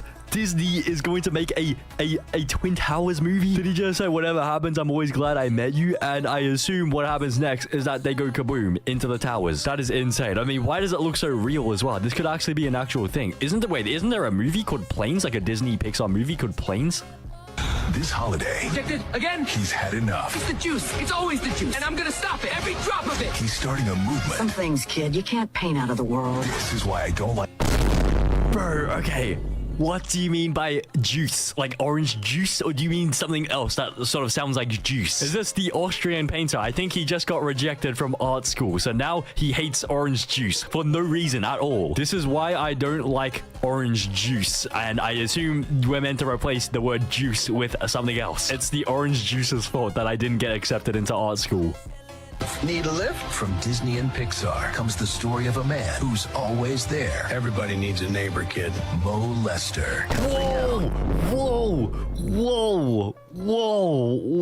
I thought this was just a regular grandpa. But I mean, he could be a regular grandpa. His name is Mo. His first name is Mo Muhammad. And then his last name just so happens to be Lester. Maybe Lester is short for Listerine, like Listerine, like when you wash your mouth. Muhammad Listerine. So that is his full name. But his nickname is Mo Lester. I thought he was just some friendly neighborhood grandpa, but instead he has this hidden backstory. Okay, that is horrible. Oh my God, Tyrone, you're gonna be a dad. Looks like we're out of milk. From Disney and Pixar. Getting milk. Some errands take a lifetime. Bro, looks like we're out of milk. How convenient. Oh, looks like we're out of milk. And what is that technique? Why are there 2 doors in this house? What sort of architect did you hire to make your house? Why would you put 2 doors in 2 corners? And what is this technique of getting into the car and driving? You're just gonna drive from the outside of the car by sticking your leg into there? They say some errands take a lifetime. I mean, like, let's just give him the benefit of the doubt. Maybe he is trying to get the milk. Maybe he went to the milk store and it was all sold out, and so he had to, I don't know, like travel to the actual farm where the cows are milked, and then he had to go through like some apprenticeship of learning how to milk a cow, and then that took, I don't know, like 20 years, and then he actually, you know, finally milked the cow, but then he has to pasteurize the milk, and then by the time all that is done, the son is like dead already. Like the son has grown so old that he's dead. From Disney and Pixar, some cravings take courage and a little trust. That's the good stuff. This spring, feed the soul. Whoa, that's amazing. Welcome to the glory. Apparently you can go from 0 to a complete site in just a single prompt with Wix Harmony. I don't know if this is going to be possible. Or vibe coding meets drag and drop freedom. We'll see about that. All right, let me try to make up a site to sell some like theoretical Sambucha kombucha. Make me a site about Sambucha kombucha. Make it look nice and pretty and highlighting the products. Refine my prompt. Okay, let's do that. All right, that's so much better. All right, generate my site. So now Aria, my AI assistant, is planning things out a bit, so I'm gonna let it cook. Okay, just finishing the build, and wow, are you kidding me? I typed in like the dumbest prompt, and then I refined it, then I generated a site. Now I have an actual website. Oh, and I like how I have full customization. Like, look at this. I could just change the text, I could change the corners, the formatting, the menu, or I could ask Aria. I really like this hybrid approach where AI does like a bulk of the speed work at the beginning, and then I have the control to customize it at the end. It blends vibe coding, agentic AI, and drag and drop all into one editor. And here I am in the center just making any adjustments I want. So with Wix Harmony, you get flawless functionality, total security, and lightning speed from the get-go. Behind the scenes, Wix is handling all security and site management, so you can just focus on optimizing your website. So go ahead and make a website today. Bro, a movie about a glory hole. I mean, okay, to be honest, I don't watch that side of like the hub, the corn hub, but I sort of understand this concept. So basically what happens usually is someone sticks their dingling out instead of a sausage, and someone's on the other end ready to do the hawk tour. But why does this look like this is occurring inside a bathroom? This looks like a bathroom in a McDonald's or something. Like, this is a toilet cubicle. So this guy's a tradie on his lunch break. He's just gone down to McDonald's to have a quick milkshake, but then he goes into the toilet and he notices a free hot dog hole. And so maybe on the other end, there's like a wheel. They spin it, and so most of the time they'll give you an actual sausage to eat, but then 1 out of 100 times they'll stick their dingling and you'll accidentally bite into someone's dingling. What's wrong? Why am I not allowed to say it? A boy on a mission to find answers. Oh. Use it wisely. Jesus, I mean, okay, I at the start I was confused what he wanted to say, but as it went on, I sort of realized what word he wanted to say. So I think he's studying at school to earn his N-word pass. So first he goes to a KFC to take some notes, then he goes to a watermelon field to, okay, what are these stereotypes? And then finally his black friend gives him the N-word pass, and it's the Burger King crown. I think I've seen that clip where the guy on the plane just starts saying the N-word. Instead of King Arthur trying to pull out the sword from like the rock, it's just this kid trying to figure out how to earn the N-word pass. Okay, that is insane. Come on, Bongu, let's go. Nope. You're the best friend I could ever ask for. First you made my heart full, and now my stomach is full. Thank you. Bro, you gotta relax, okay? First you make my heart full, next you make my stomach full. Then what was the point of raising him in the first place? Why would you eat your own pet's dog? I'm pretty sure they stopped doing this like ages ago in China. That would be traumatic. Like, as a child, like growing up alongside a dog and then eating it, how could you be this chill with that? You are the one that actually cooked it. You put it in the pot. You helped cook it. Papa, I want to be a scammer like you. From Disney and Pixar. Sir, please listen carefully. Do not redeem it. Do not redeem it. One day, I'll save the card. Just like you. Bro, do not redeem the card. Do not redeem the card. What the frick is the story? So it's a son that wants to be like his father, who is a professional scammer. And so this granny redeemed the card, but now he's gonna, what was the word? He's gonna avenge the card. He's gonna come for vengeance. He's gonna make sure that card gets unredeemed. He's gonna scam Google itself, like whoever issued the card, the gift card. When he grows up, he's gonna make sure to scam that same granny to death if she is still alive. 6, 7, Leo, sweetheart, eat 6, 7. What's on your mind, Leo? 6, 7, 6, 7. Leo, what's going on? He truly believes those numbers mean something. 6, 7. What kind of weirdo keeps yelling numbers? 6, 7. 6, 7. 6, 7. 6, 7. 6, 7. 6, 7. Bro, this would actually be a decent movie idea. Like, I'm not even joking at this point. Imagine a full movie where the only voice lines that are said in the whole movie are the words 6, 7. Like, he can only say 6, 7. The dad can only say 6, 7. The narrator can only say 6, 7. But it's like the intuition, like the intonation that they say it in sort of delivers some sort of story, if there even is one. He sort of seems like some sort of like mental asylum patient, but he's getting therapy. I'm glad he's getting therapy. But I guarantee there are people that currently exist in this world who are exactly like this. Like, literally the only thing they say is 6, 7 at school. Like, they're probably like 9 years old at school right now. Hey, kids, the name's Epstein. Whoa! Let's get you out of here. This place is amazing.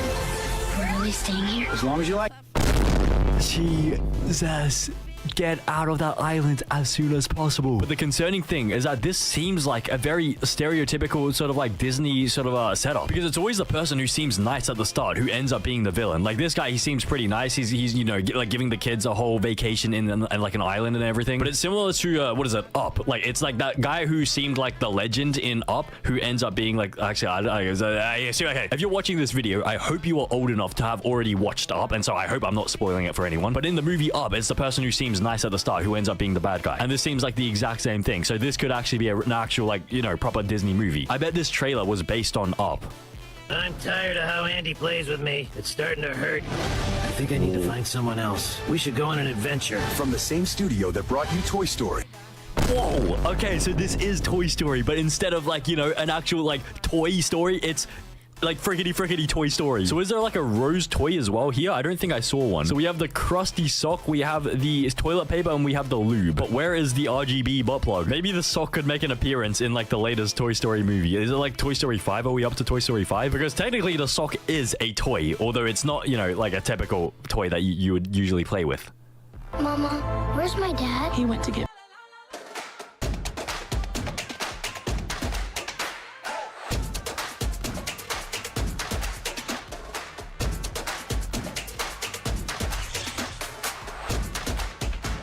No, a long time ago, and he didn't come back. Then I'll find him. This spring, one tiny hero sets out on a big journey. Excuse me, have you seen this man?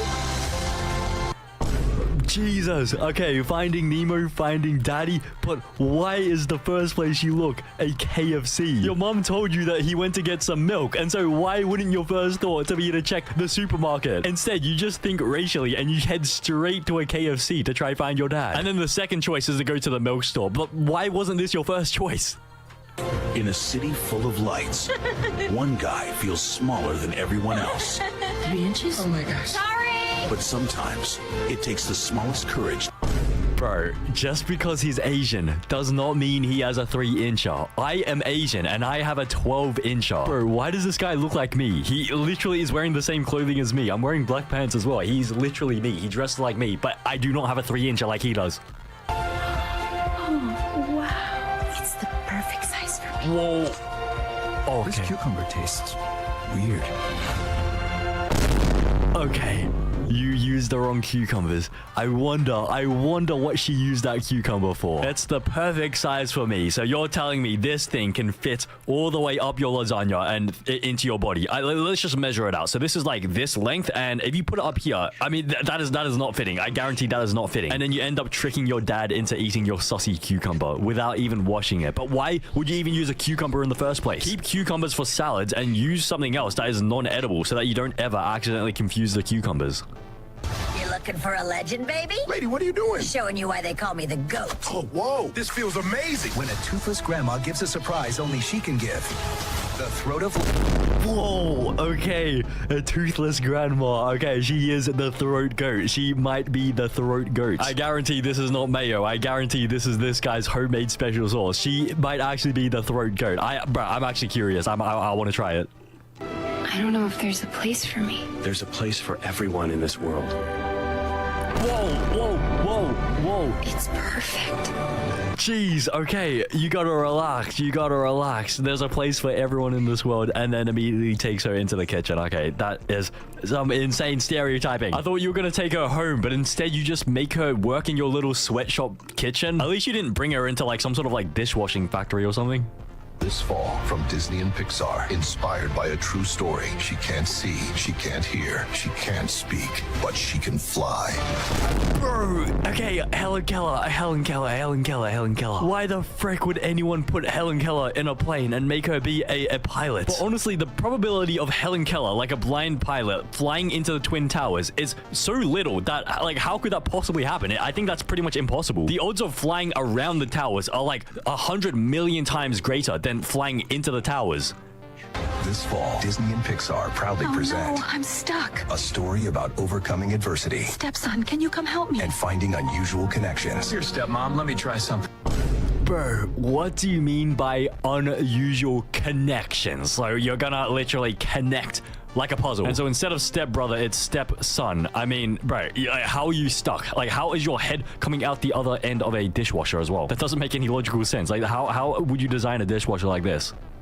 Everywhere is dirty. Everywhere stinks. I am tired of it. Tired of India? I am going to take a shower. Beta, please. No, Amma. You're joking, huh? From Disney and Pixar. You betray our ways! You dare bring soap into this house! You think you are cleaner than us? Everywhere I look, it's garbage. It smells. I don't want to live like this anymore. If no one else will change it, I will. Jesus Christ. Who even makes this? I guarantee someone who wasn't even Indian made this thing. Because if someone who was Indian made this, like, maybe it would be, like, less, like offensive. But I guarantee it was someone who wasn't Indian that made this. So they hate the idea of bringing soap and a shower into their household in India. That is an insane thing to say. I have a lot of friends who are Indian, and they tell me that they do take showers. And so how is this, like, still a stereotype going on? Adam, I'm pregnant. We're having a baby? We are, but he's not biologically yours. The father isn't in our lives, and he can't be found. I want to raise this baby with you, if you'll have us. Bro, raising Tyrone? Wait, what movie is that? So it's just about a wife that's just cheated on her husband, and now it's just a baby Tyrone. So the mom is white, the dad is white, but the child is...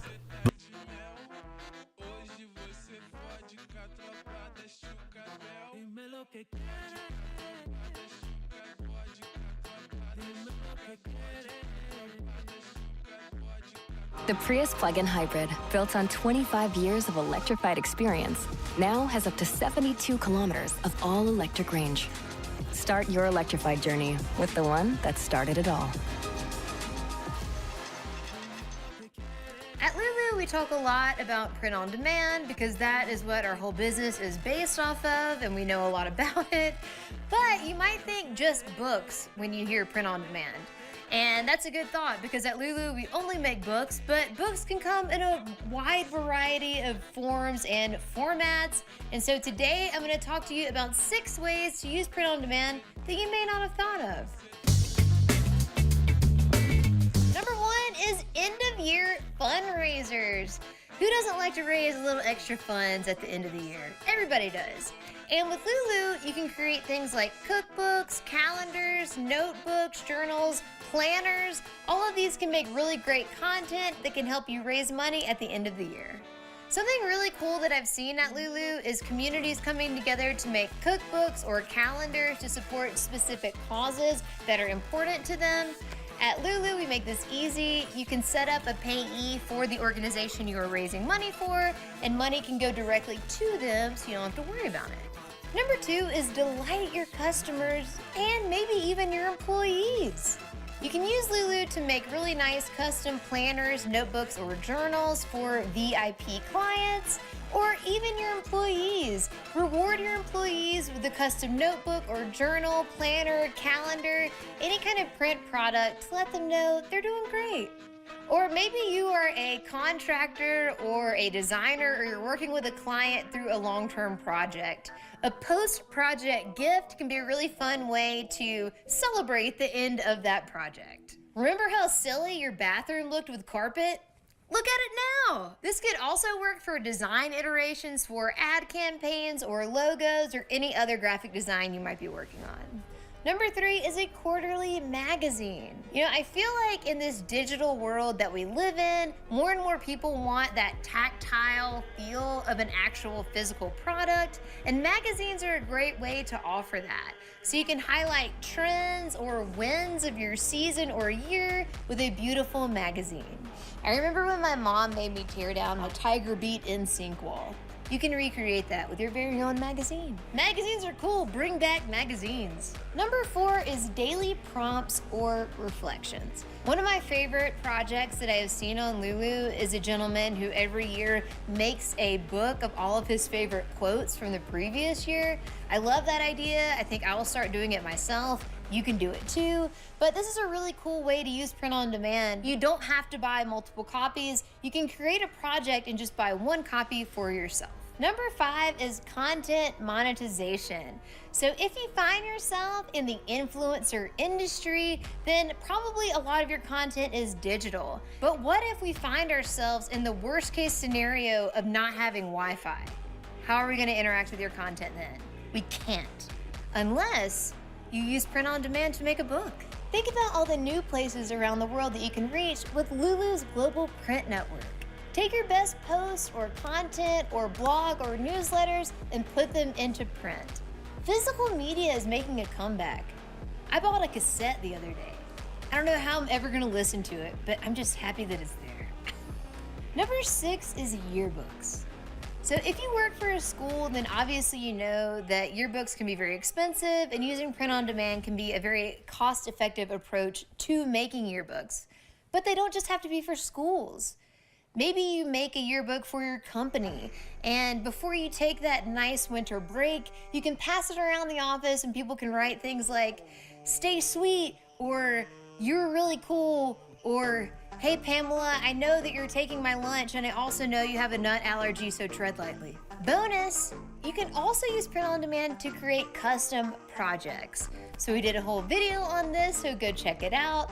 But if you have any content that would cater to individuals like health and wellness or lifestyle, children's books, anything that you can add. Man, sometimes this world can be a little cold. It can get a little gray, but there is nothing that can bring more excitement and vibrance to your life than having a crush. I mean, it gives you something to wake up for, something to smile for, someone to impress, and someone to be absolutely crushed by, leaving you more depressed than ever before. Which is when you get a new crush. I mean, crushes make the world go around. Everyone's had a crush at some point in time, and sometimes that shit gets too serious. I mean, I've had homies prepared to throw away their entire lives just to impress their crush, bro. Oh my god, look at these big weights. I wonder if anyone's strong enough to lift these. Oh my god, look at this big jump. I wonder if anyone's athletic enough to make. Oh my god, look how creepy this cave is. I wonder if anyone's brave enough. Oh my god, look how tall this building is. I wonder if anyone could stick the landing. I said, I wonder if anyone could stick the Oh, ew, did he just die? Oh my god, I'm getting the ick. Nope, just getting a few extra reps in. Man, I remember my first crush like it was yesterday, bro. She was 5 years old. But I was 5 years old too, right? Like, so it wasn't actually yesterday, you know, it's a saying, but we were both 5 years old, and I remember sliding in smooth as hell. Yo, shorty, you like Legos? Yeah. How about you and me go Lego my ego? What does that even mean? Shit, I don't even know. I seen it in a commercial once. Try new Voltacare cream with 4 pain-fighting ingredients for fast cooling pain relief. Today we're looking at Charmin Ultra Soft Smooth Tear. Wow, these wavy edges tear so much better than ordinary squares. And it's way softer. Charmin Ultra Soft Smooth Tear, definitely worth it. Enjoy the go with Charmin.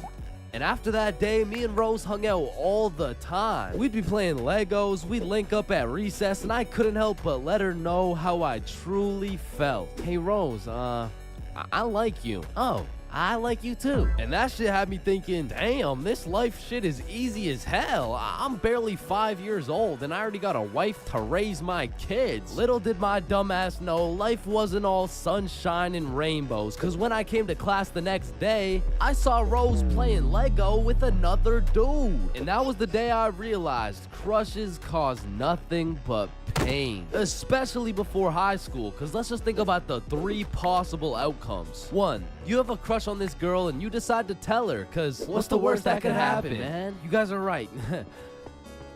Stacy? Yeah, I have a crush on you.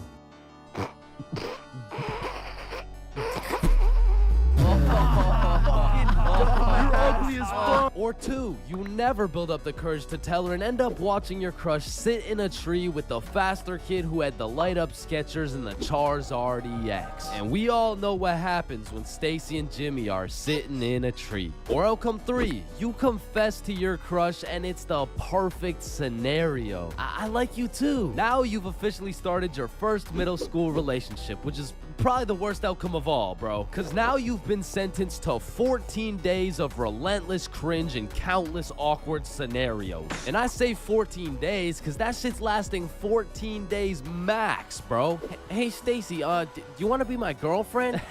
Yeah, okay. Oh, Yeah, awesome. Yeah, awesome. Woohoo.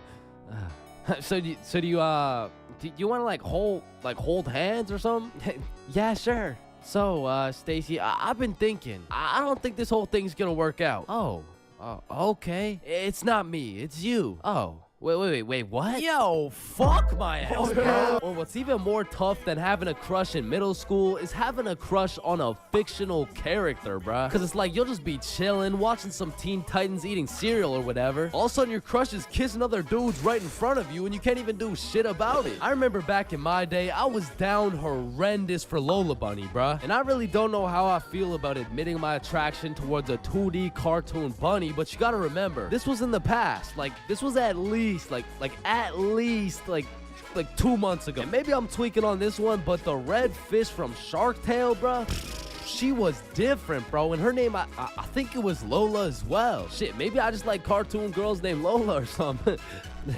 That's exactly what I want to hear. No. And I don't know about you, but for some reason, whenever I would talk to my crush, it was like I got an instant nerf, bro. I'm talking -10 charisma, +15 stutter, -5 strength, and +350% chance of getting put in a random-ass headlock. Like, I could be in the worst scenario of all time with a girl who has 5 kids and is married to a member of the cartel. And just because she's not my type, I'll get an instant stat boost that'll have me pulling like Mr. Duke Dennis himself. But put me in a room with my crush and all of a sudden I got the same charisma as fucking McLovin.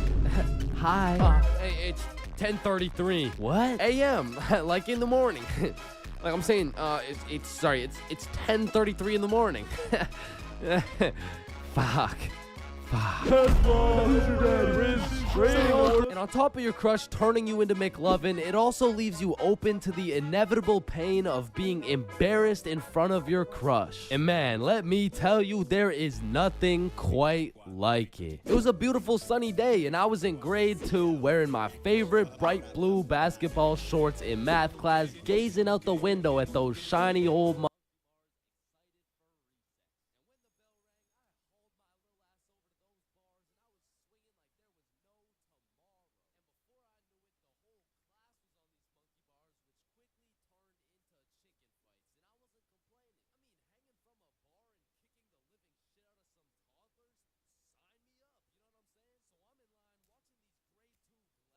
battle down until it was my turn. And when I step up to those bars, I look into the crowd and see my crush of 2 weeks, Lexi. And now that Lexi was watching, there was no chance I was about to lose this fight in front of her. But as I look over to who my...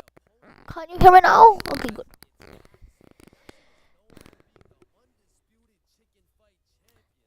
Chat.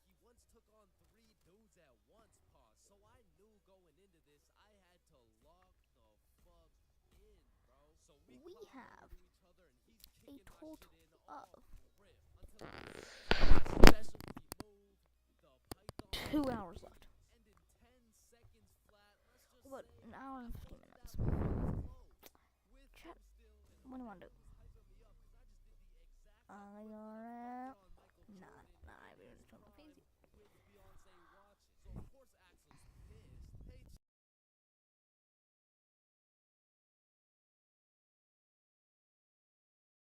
And she looks over at me, and now I can't back down. So we get back in position, climb over to each other, and I go for the Python squeeze again, and this motherfucker Axel just winds up and kicks me in the balls. And I'm not gonna lie, that hefty kick to the dick accessories was the worst pain I had ever felt in my 7-year-old life. But I couldn't just drop and lose to Axel in front of Lexi, so with all the pain and anger I feel radiating from my nuts, I hit Axel with the meanest 20-piece combo in chicken fight history, and he drops. And then he pants my shit, bro. And embarrassed, I drop and try to run away, but the shorts around my ankles trip me and I face plant. Face down, tighty whities up, balls in shambles in front of everyone, including Lexi. And some people like to say, oh, it could always be worse, but this time, I don't know, man. I don't know. So the moral of the story is, man, fuck Axel, bro. The new Lindt Dubai-style chocolate, filled with exquisite pistachio cream, crispy Kadayif threads, and delicious almond brittle. An unforgettable taste experience. The Lindt Dubai-style chocolate, now available in stores. Novomin, found in Sensodyne Clinical Repair, provides a blanket over the sensitive areas of the tooth. Bigfoot, the Loch Ness Monster, leprechauns, unicorns, two pretty best friends, and love. They don't exist, bro. I've looked far and wide. I've searched the depths of the valleys and the highs of the mountains. And yet still, one of the friends always gotta be chopped, bro. But love too, though, man. I've searched everywhere. I've scoured my hometown. I've gone from the coast of Mexico to the cities of Japan. But one way or another, I always just end up with nobody to love. Or I end up getting robbed by a gay homeless dude. I mean, I was down bad, bruh. It got to the point I thought maybe I just wasn't meant to find a girlfriend. Maybe this was just a face only a mother could love. Ew, get that shit off the screen. What? Mom! So I hopped on a flight to Barcelona, and this story takes place a few weeks ago. It's a new continent, new city with new people, and maybe even a new girlfriend. And so as soon as I stepped foot on that Spanish soil, I downloaded Tinder and got the swiping, bro. Fine shit, swipe right. Cute shit, swipe right. Chop shit, swipe right, bro. It's a numbers game. I done swiped so much my thumb had a six-pack and I ran out of girls to swipe on.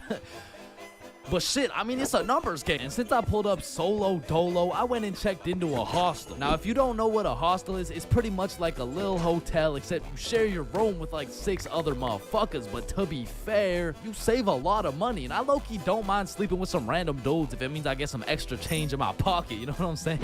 Is 15 enough? Nah, the hostel was like 30-something. Oh, nah, I don't need a hostel. What?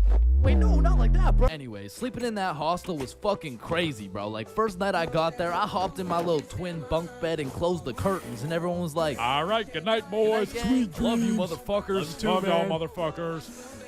Yo, motherfucker on the top right bunk, say it back. Good night. And?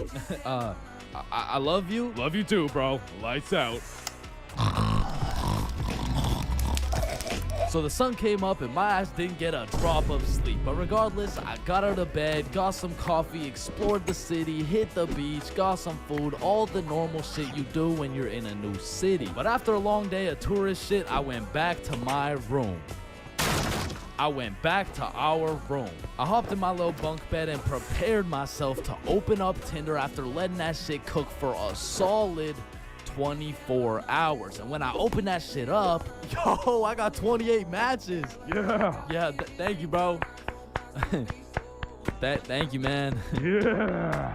Oh, hell no. Now I'm gonna keep it a buck. Initially, that number 28 was looking mad nice until I clicked that shit and started looking through my matches and realized, yo, this shit is not a numbers game, bro. Like, you know you're cooked when the chuds are sliding on you, saying shit like, hey, yo, I'm trying to put you in chains for real, and then touch your stick, man. Yeah, nah, I'm deleting this shit, bro. And just as I'm about to give up on my dreams of finding my other half, I get a new match. It's Yvonne, straight dime, certified fine shit, bro. I had to slide in with some heat. So I'm like, Yvonne?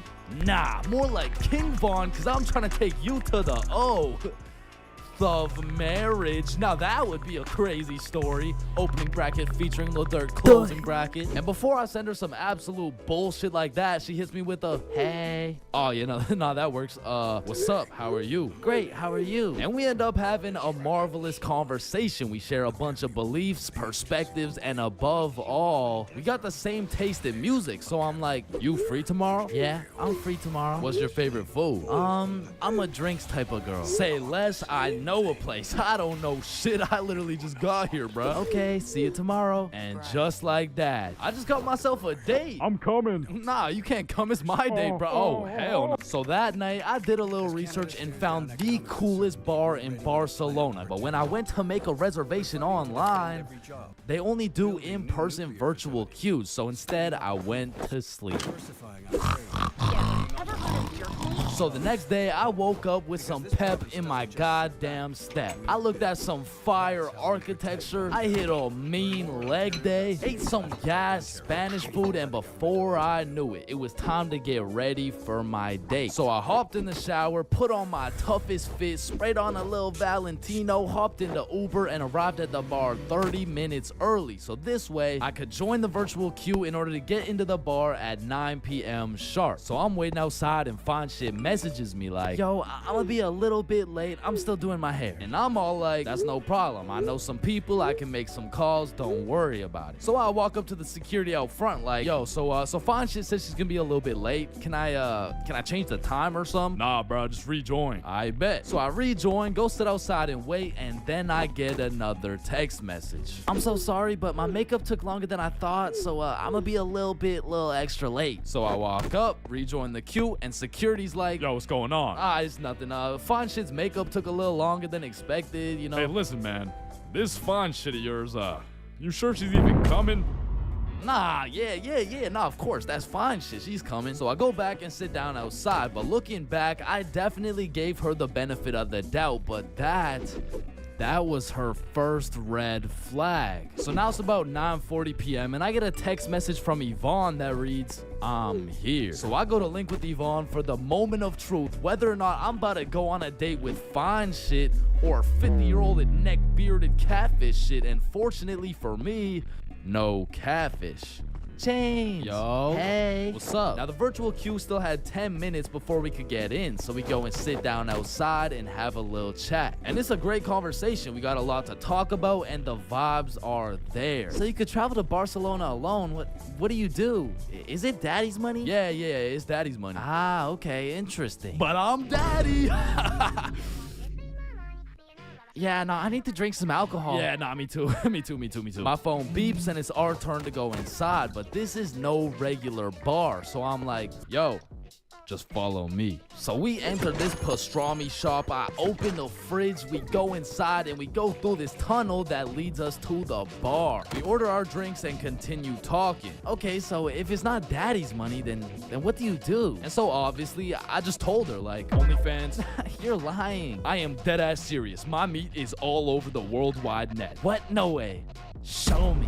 Shit. Like, nah, shit. Maybe after a few drinks, you know what I'm saying? And right on time, our drinks showed up, and my shit was radioactive, bro. Like, here's a picture. There are no filters or effects on that shit. And I'm not gonna lie, it tasted exactly how it looked. But regardless, I'm tanking that shit, and I don't know what it is, but that shitty ass drink was giving me superpowers, bruh. That shit had me cooking up the greatest answers to her questions possible, bruh. Okay, so if you had one wish, what would it be? Damn, that's a good question.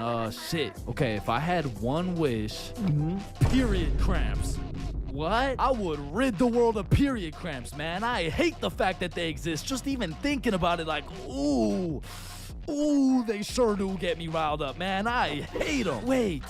Me too. Nah, that's crazy. We have so much in common. And from that moment on, I could tell she took down her guard and got comfortable, because she started saying shit like, this guy from my school is obsessed with me and he won't stop snapping me. Damn. Maybe we should stop responding or some shit. She snaps a picture of us and captions that shit. He getting it and you not. Lol. Red flag number 2. What kind of anime villain origin story are you trying to create for this motherfucker, bro? But I digress. We order the second round of drinks, but as she's sipping that shit, I can hear an accent starting to form in her speech. So I'm like, yo, where's this accent coming from? Oh yeah, nah, when I drink, my French accent starts coming out. And I kid you not, she went from one drink sounding like, yeah, so my favorite food is pasta, to drink 4 dead ass talking like, actually, I changed my mind. My favorite food is croissant. Shawty turned from fine shit to French shit so fast, I didn't even know who I was on a date with at this point. And then she hits me with a, I'll be right back. She grabs my face and hits my ass with a big ass smooch. Now that shit took me aback. I was not expecting it. However, maybe it's just a culture thing. Maybe it's normal for her. So I can't say that it's a real red flag. So she's still in the game. And when she comes back, she's like, yo, James, let's go to the beach. Say less. So we're walking down to the beach and she says some shit like, so when's the next date? Oh, it's on Saturday at 6 p.m. Oh no, I'm not free on Saturday. Oh, you mean date with you? Yeah, nah, this is the last one. Now I said it as a joke, but she wanted to get all mad and shit. shit and storm off. Now, in this situation, I have two options. Option A is chase after her and beg her to stay. And option B is standing there like an absolute peak male specimen to the point the gravitational pull of my testosterone retrieves her back to the very location she left. And I went with option B. And she came back, bruh. You're supposed to chase after me. It's like a French thing. Okay. I'm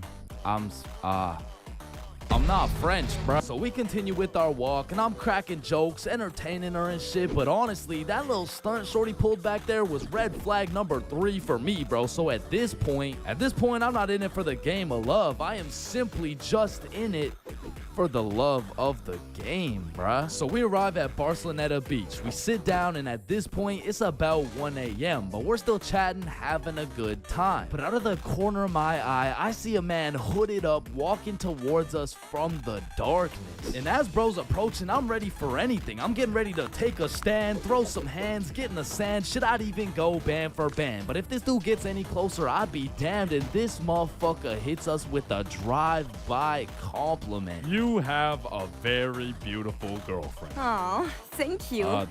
Thank you.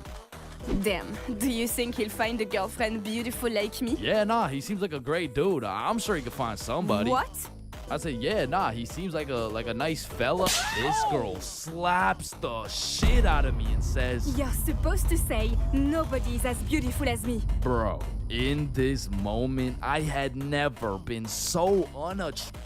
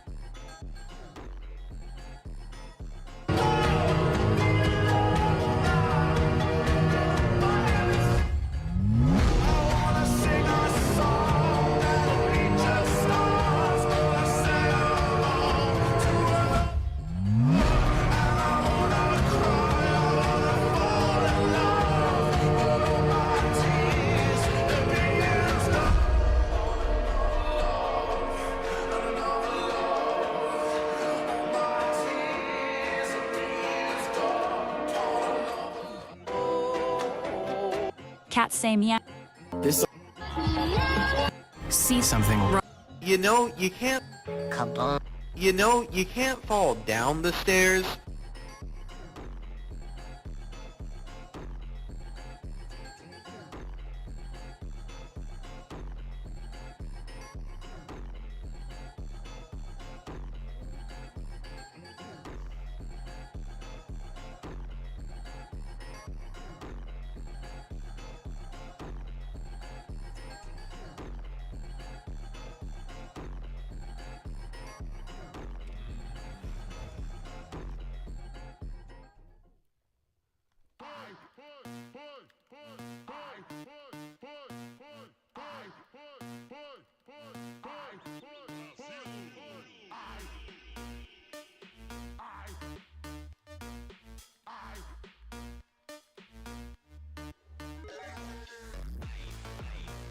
Be goated at a game 5 hours into playing it.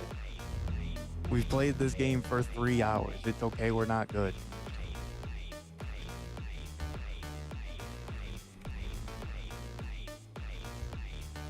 You gotta be okay with not being good at a game, Gav. I do not like the look. The other one was so good. Hey, J-Dog, I'm gonna tell you something. Get over it. Is this your channel, J-Dog? It ain't.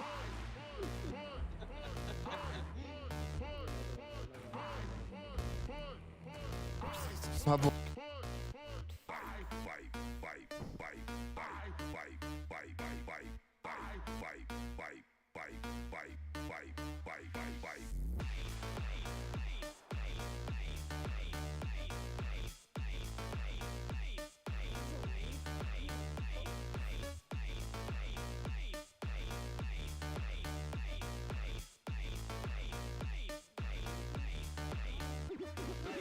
Just not mine.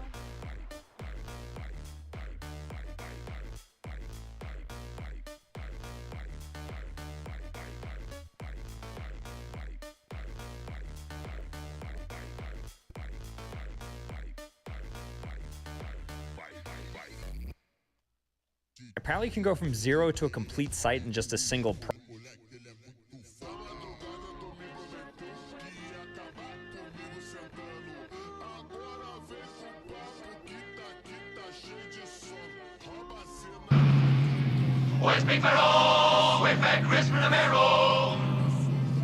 Oh, if you're confused, well, you're just gonna get more confused as the video goes on. Because what you just watched is what AI thinks the music video to Bohemian Rhapsody would look like. This is how it works. I go to an AI video generation program, I upload a screenshot of the Bohemian Rhapsody music video, and then I click generate, and it will generate a short video based on the screenshots that you put in. But yeah, so what we're gonna do here today is we're gonna put in a few different screenshots of music videos and see if AI can properly re-replicate it. Let me ask you guys a question. What do you guys think is the most emo music video of all time? Helena by My Chemical Romance? Yeah, I think that's up there. But you know, I want to see if AI can make it, you know, a little happier, you know? So here's the 3 screenshots from the music video that we're gonna feed into AI, okay? A close-up of a very intense Gerard Way, and then a scene where the dancers are all like doing movements on laying on the ground at the funeral, as one does. And the 3rd clip is gonna be when Gerard Way is just up there like all like sassy and emo-y. So here's the 3 screenshots from the music video that we're gonna feed into AI, okay?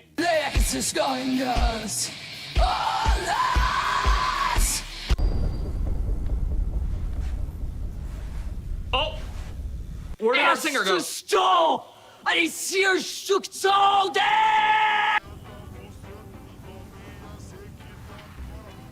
Oh! Gerard Way had a race swap. What is it with AI and like changing the race of people mid-video? Okay, but that was a lot to take in. Like, what was he even saying? The bass player is using a drumstick to pick. What's the worst thing I could say? What happened?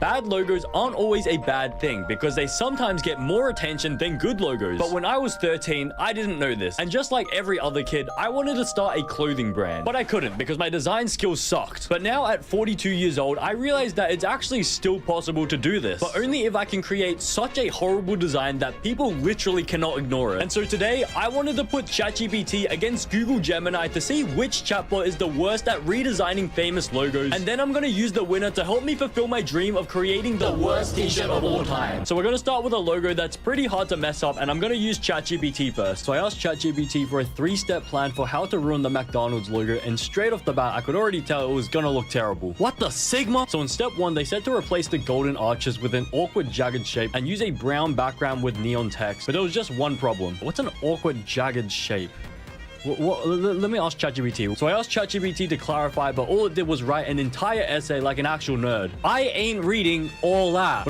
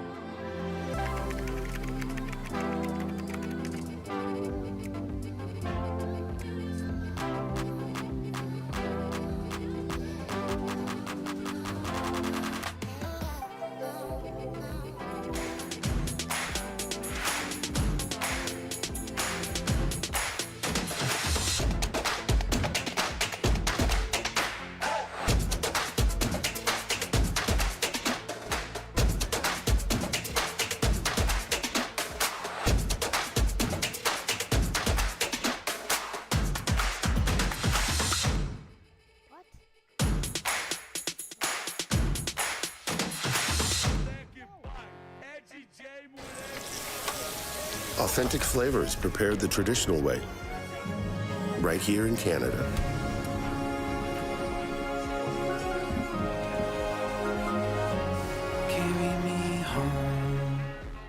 After I scrolled down for a bit, I found a shockingly bad attempt by ChatGPT to draw this shape for me, and so I literally had no other choice. Okay, this is what we're doing. Let's just start with the golden arches. How do we even do this? So apparently I have to turn the golden arches into this random shape that was probably gonna end up being some racist symbol in a random country I've never heard of before. I first tried to manipulate the original logo into the shape, but quickly realized it was as stiff as my sack of peanuts that I bought from the market this morning, and so I instead tried to trace it by hand. And they said it's an irregular shape, and so it doesn't matter how badly I do this, right? So it ended up looking shockingly bad, but for this video it was actually better if it looks bad, because I'm trying to find out which chatbot is the worst at designing logos so I can create the worst t-shirt of all time. Choose clashing colors that clash horribly and unappealing. So the next part of step 1 needed me to grab a brown background and green text, but for some reason there was no brown color installed on my computer. How do I do brown? What is brown? How do I make brown? After I reported my computer to the police for this blatant racism, I literally grabbed a photo of real mud so I could color the background, and then added some blank neon green text. I mean, that doesn't look too bad so far. Step 2 wanted me to use a combination of Comic Sans and Papyrus to write the McDonald's text, and also wanted me to add a shit ton of unnecessary text effects to the logo. Okay, so we're gonna create some sort of hybrid of 2 fonts. So most people are always strapped with Comic Sans on their computers in case they ever get held at gunpoint and are forced to write the entire Diary of a Wimpy Kid book from memory. But for some reason, I didn't have Papyrus installed on my PC, even though it's meant to be a system font. And so after I sent Bill Gates a very assertive email expressing not only my dominance, but also my disappointment in his operating system, I installed Papyrus and took a look at my hybrid McDonald's text. Oh, okay, we got it. Okay, we got the Papyrus. Okay, so the next things I needed to add were the unnecessary text effects, but there were 2 issues. What does bevel and emboss even mean? Okay, but I decided to just do the shadowing on the text for now, and for some reason it actually made the text look better. This looks decent. This looks actually decent. But now it was time to actually search up what bevel meant, and I realized that it was just a text effect to make the text look 3D, sort of like ray tracing. And so I opened up the bevel menu on Inkscape and clicked the neon option. What the sick? Yes, that one sucked, and so I picked a new one. It looks like someone's just jizzed all over the letters. Okay, third time is always lucky, and so I picked a random one again. It literally looks like someone has just gone sicko mode and just exploded their pants all over. Okay, after around 40 minutes, I finally found one that looked decent, but at this point, I kind of forgot the whole point was to make the logo look bad. This is fine. This will be good enough, okay? The other weird text effect that wanted me to add was emboss, and I also had to search this one up, but when I opened the emboss menu in Inkscape, something skibadilicious happened. Radius 6, Sigma. Wait, do you see this? Do you see this? It literally says Sigma. What the Sigma is this doing here? The final effect I needed to add was a gradient, and I think I did a decent job at following the instructions. Difficult to read and visually unappealing. Yeah, this is definitely difficult to read. I can't even... Okay. For step 3 of the logo, it wanted me to insert random clip art images of a poorly drawn hamburger and a cartoon character, as well as making all the elements in the logo completely unaligned. This is looking a little bit skibbity. This is... Okay, this could be bad. So first, I pulled up the World Wide Web to grab the shitty hamburger. No offense, but this is... We're gonna use this as the poorly drawn hamburger. Next, I grabbed some random cartoon character, and I actually got scammed by a fake PNG, and so I had this stupid white background on it, which was impossible to remove. But anyways, to finish the logo, I threw the cartoon character on the side of the box, put the hamburger in the loop, and overlapped the text with the yellow thingy. Okay, no, this is actually pretty bad. Now it's time to compare this result with Google Gemini's skills to see which chatbot is the worst designer and would be the best tool to use to create the worst t-shirt of all time. So I used the exact same prompt that I used for ChatGPT, and I pasted it into Gemini, and the 3-step instructions they gave me were looking pretty grim. What the skibbity? Step 1 was pretty simple. All they wanted me to do was create an uneven M logo with the left side looking like a blob and the right side looking spiky. And they wanted me to make the top bar look thicker than the legs, sort of like a Minecraft helmet. And so I got started with the left side of the M. So this is gonna be the left. Why does this look like Among Us? You know what? I'm gonna keep Among Us in there. For the right side, I did a super sharp spike to complete the uneven M. Step 2 was also pretty simple. It wanted me to use a sickly green background and use purple and rusty brown for the M logo. What does a sickly green mean? Is this green? Sickly green? So yeah, I had no idea what sickly green meant, but when I searched it up, I realized that in American, the word sick means throwing up, but it's actually called vomit in Australian. To be honest, I'll probably try to learn how to speak American one day because I think it's important if I want to become a YouTuber, but also it'll be important if I actually want to turn the worst t-shirt design into a real brand. Anyways, I made the background a sickly green and did the purple and rusty brown color thing, and I'm not gonna lie, I could barely tell there was an M on my screen, and so I didn't know where we were gonna head with this. The second part of step 2 was that it wanted me to include a photorealistic image of a hamburger overflowing with unidentifiable meat. Unidentifiable meat. What do you mean by unidentifiable meat? Like like human meat or like peen meat. So I grabbed a random image of a hamburger, but then quickly realized something strange about the way Gemini worded the step. What do they mean instead of fries? Is there a McDonald's fries logo? So it turns out McDonald's has a specialized fries logo and it wanted me to do something similar, but there was absolutely no way this was gonna work. And so I just slapped the current logo on top of the burger. This doesn't really look like McDonald's at all. Anyways, for step 3, it wanted me to use an illegible font. Illegible font, illegal font, illegal font, illegal font. Also, for some reason, it didn't want me to write McDonald's on the logo and instead offered me 2 choices, greasy eat or fry time. And it also demanded that I write, look out, it's messy, as a disclaimer at the bottom. What the Sigma?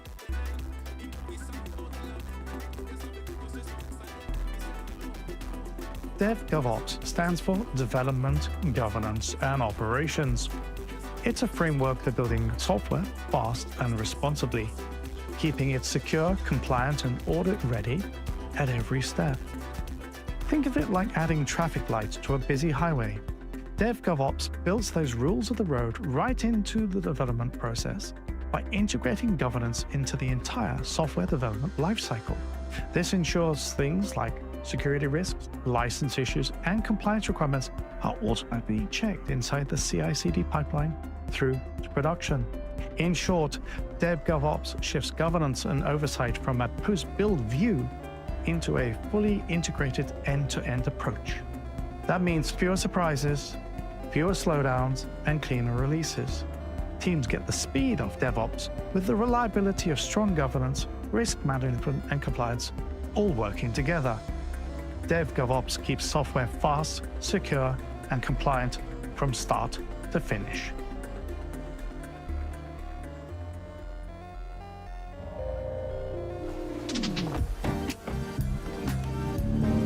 You know all the hotspots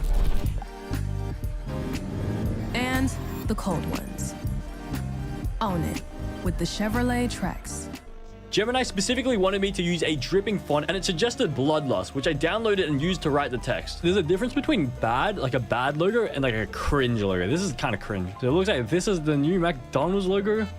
Okay, so now it was time to compare which logo was worse, the ChatGPT version or the Google Gemini version. And for me, the answer was pretty clear. I feel like this one's a bit worse because at least it's recognizable. This one, I think this one, we have to disqualify Gemini for this round. So ChatGPT was now 1 point closer to being chosen as the chatbot to design the worst t-shirt of all time. But Gemini still has 3 more shots at redemption to see whether it can lose a bit more brain cells and redesign some worse logos. But for our next logo, we're going to start with ChatGPT, and I used the same prompt to force it to give me a 3-step instruction manual for a horrible design. Oh my god! For step 1, it wanted me to warp the swoosh logo and make the thickness inconsistent. But this time, ChatGPT was trying to be nice and offered another helpful visual diagram to guide me. It thinks this is gonna help me.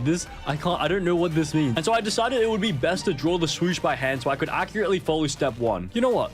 This is not too shabby. This logo is horrible. Step 2 wanted me to use a neon green background and color the swoosh in neon pink, as well as using the font Curls MT to write Nike. I'm gonna have to download so many fonts today. I'm gonna get a virus. I don't like this. After I colored the logo, it not only looked like Patrick the Star's shriveled dingaling, it also didn't look that bad. It's harsh on the eyes, yes. I'm getting blinded right now, but it's not too shabby if I do say so myself. But now I just had to download the Curls font so I could write the Nike text. Yeah, this font looks like some Willy Wonka ass shit. Like what is this? So yeah, it looked pretty goofy, but it wasn't that bad to be honest. I mean, I'd still buy from this brand, I think. I don't know. Step 3 wanted me to add a random clip art soccer ball, an old-fashioned running shoe, and make the Nike text look super cluttered. And at this point, I realized ChatGPT pretty much said the exact same thing for the McDonald's logo, and I was considering to disqualify ChatGPT, but I decided not to because I actually wanted to see what Google Gemini could do with this logo later. Anyways, I grabbed some goofy ass soccer ball, but when I searched up an old-fashioned running shoe, I couldn't believe what I saw.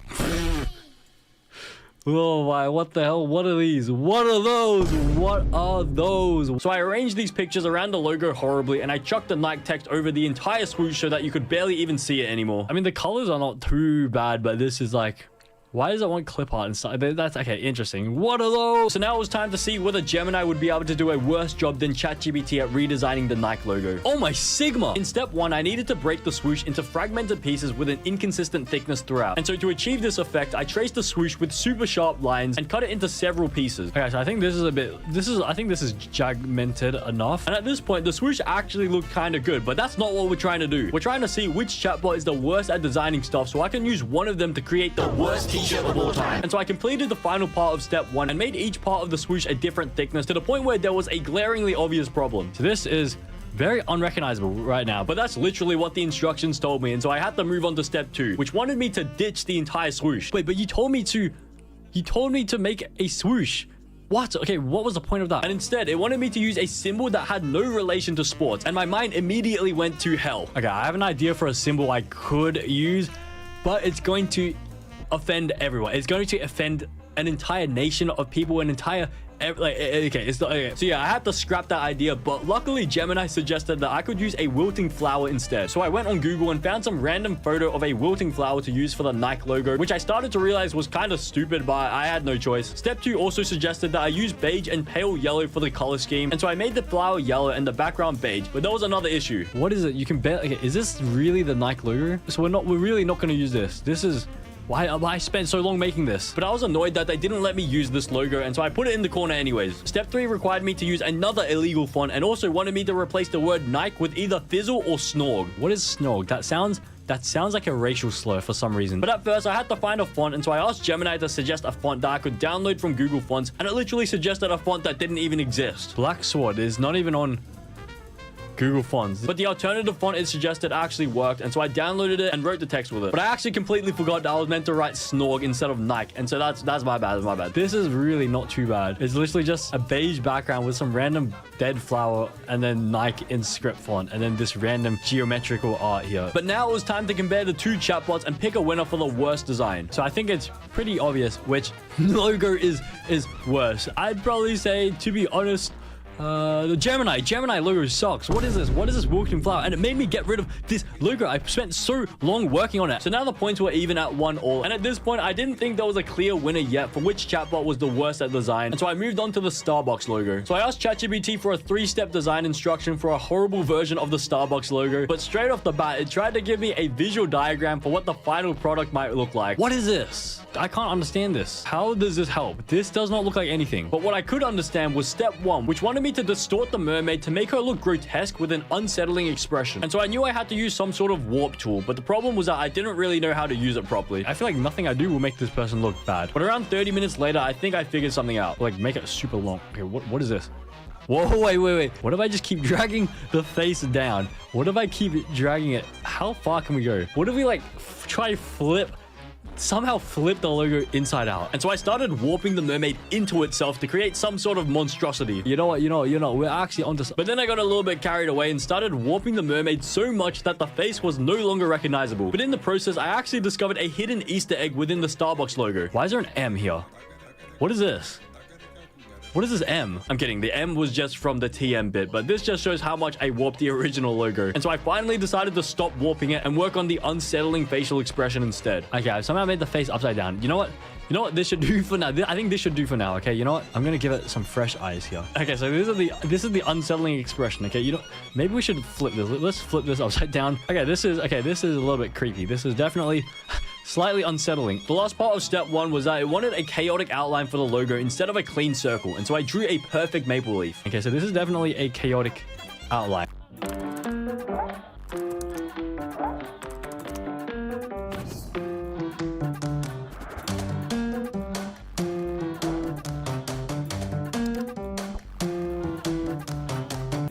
Step 2 was pretty simple. It just wanted me to color the logo orange with a muddy brown background and use a combination of Comic Sans and Papyrus to write the Starbucks text. The coloring was pretty easy, and it sort of started to look like someone had just broken a window and was peeking through it. But when I had to write the text, I realized we had one problem. Where was a Starbucks? Bro, there's no Starbucks coffee on the current logo. So I just had to guess where the text would be, and I think I actually put it in the worst place possible because it wasn't even inside the logo. But now it was time for step 3, which was strikingly similar to the previous step 3s for ChatGPT. But anyways, they wanted me to use a cartoon donut and a steaming cup of coffee in the logo somewhere and arrange the elements in a disorganized manner. So I tried to find an appropriate donut, and I immediately found the perfect one. Let's do this. The fake PNG image. Let's do this. But when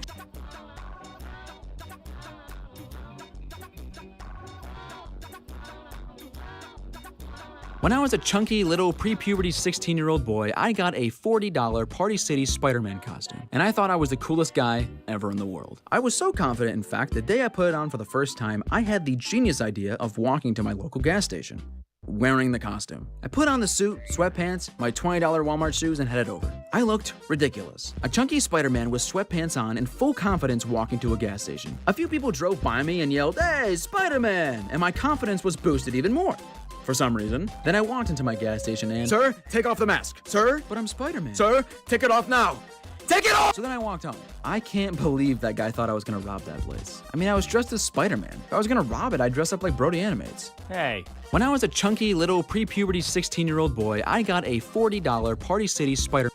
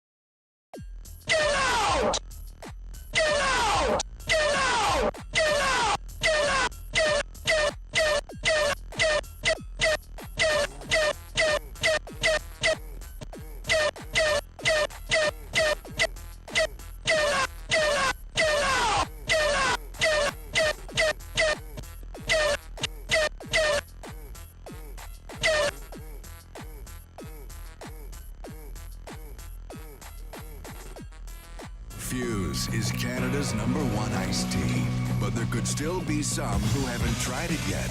And he won't rest until everyone's had the flavor that Canada loves. Fuse iced tea, it's the flavor.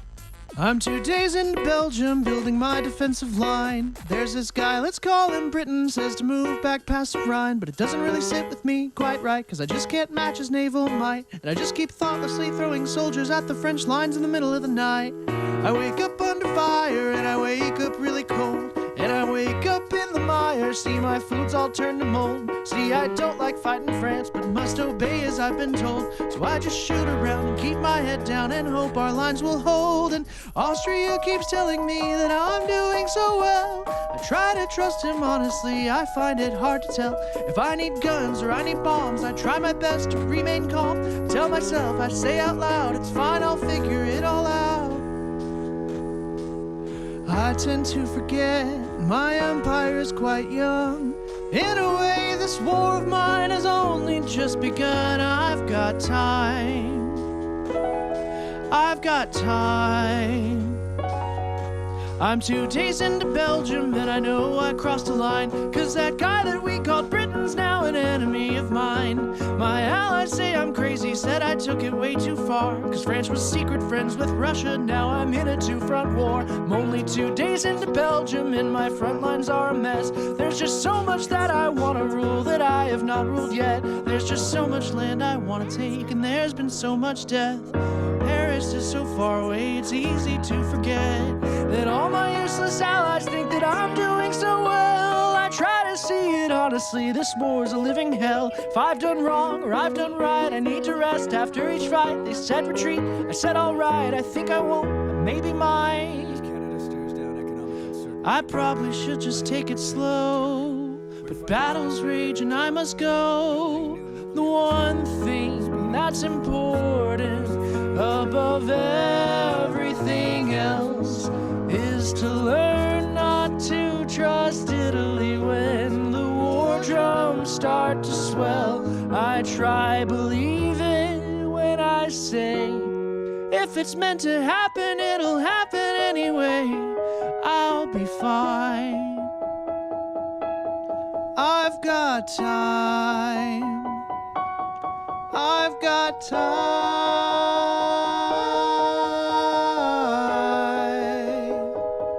That's where I'm at. To be honest, just 2 days into Belgium.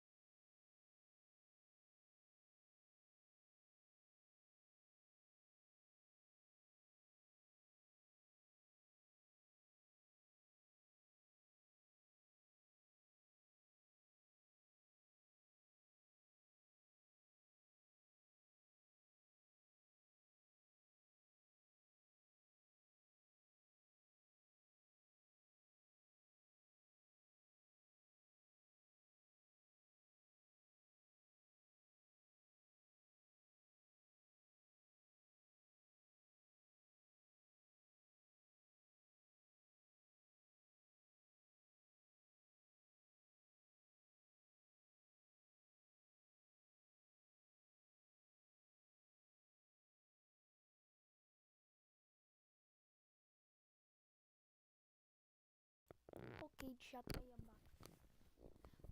Like 4 hours. This stream's gonna be 4 hours. So I have like another. Wait, what the hell? I only have another hour? Bruh.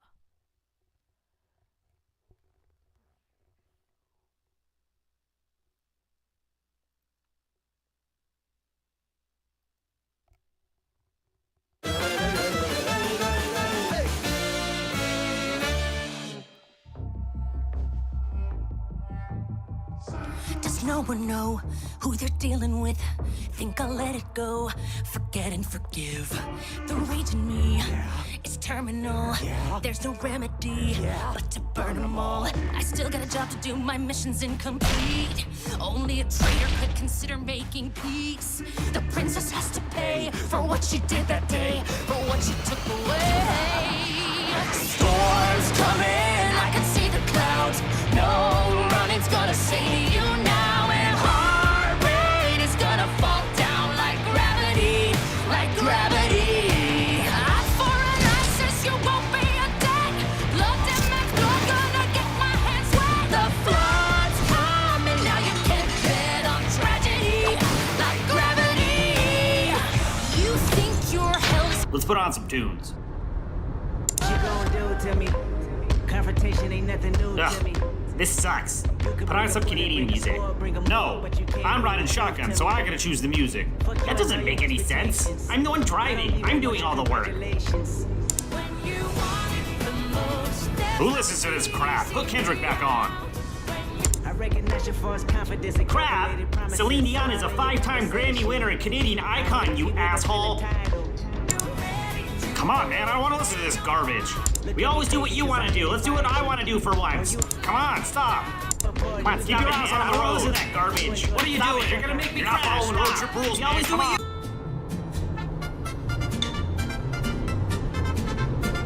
Y'all want to stop for nachos?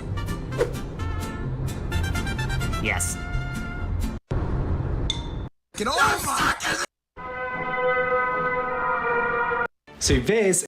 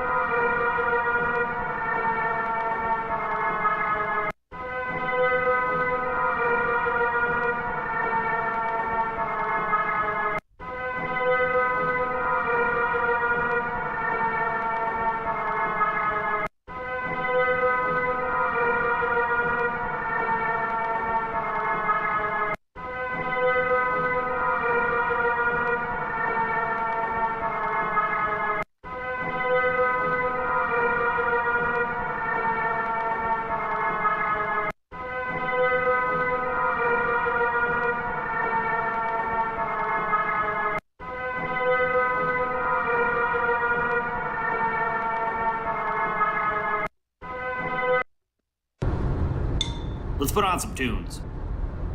You gon' do to me? Confrontation ain't nothing new to me. This sucks. Put on some Canadian music. No, I'm riding shotgun, so I gotta choose the music. That doesn't make any sense. I'm the one driving. I'm doing all the work. Who listens to this crap? Put Kendrick back on. I recognize your false confidence and Crap! Celine Dion is a 5-time Grammy winner and Canadian icon, you asshole. Come on, man, I don't want to listen to this garbage. We always do what you want to do. Let's do what I want to do for once. Come on, stop. Come on, keep your ass on the road. Listen to that garbage. What are you doing? You're gonna make me crash. You're not following road trip rules. We always do what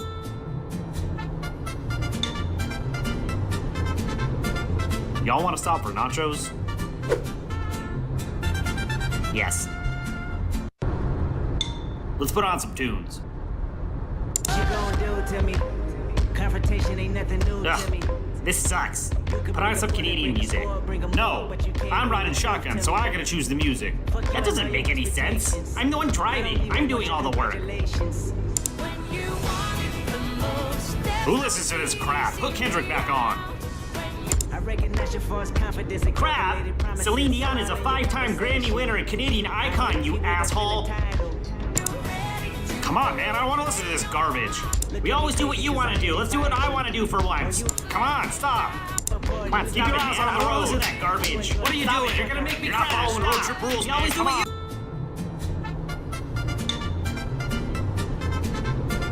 you... Y'all want to stop for nachos? Yes. Let's put on some tunes. You gon' do to me? Confrontation ain't nothing new to me. This sucks. Put on some Canadian music. No, I'm riding shotgun, so I gotta choose the music. That doesn't make any sense. I'm the one driving. I'm doing all the work. Who listens to this crap? Put Kendrick back on. I recognize your false confidence and crap! Celine Dion is a 5-time Grammy winner and Canadian icon, you asshole. Come on, man, I don't want to listen to this garbage. We always do what you want to do. Let's do what I want to do for once. Come on, stop. Come on, keep your ass on the road. Listen to that garbage. What are you doing? You're gonna make me crash. You're not following road trip rules. We always do what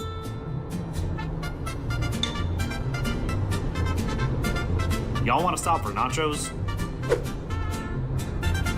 Yes. Let's put on some tunes. You gon' do to me? Confrontation ain't nothing new to me. This sucks. Put on some Canadian music. No, I'm riding shotgun, so I gotta choose the music. That doesn't make any sense. I'm the one driving. I'm doing all the work.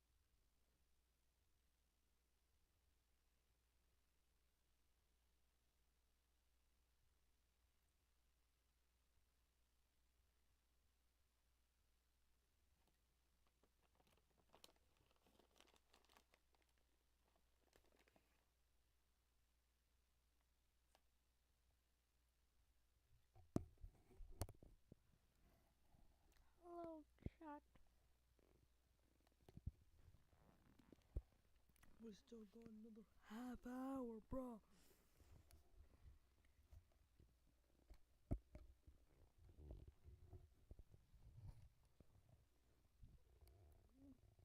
Bruh. Let's just go back to watching YouTube. Watching YouTube is 100 times better. Who listens to this crap? Put Kendrick back on. I recognize.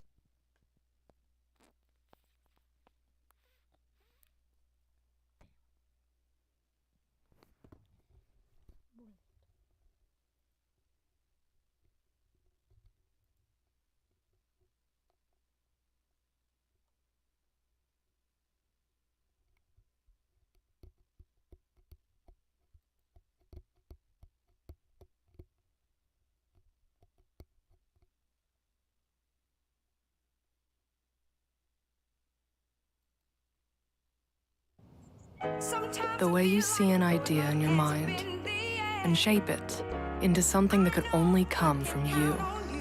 This is how website creation should be. What did the first person who installed TikTok have in his For You page? Baby shark. Baby shark. Baby shark. Around 2 years ago, I went to Universal Studios in Japan, waited 1 hour to take a photo with some anime girls, waited 6 hours in line to take a photo with some femboys,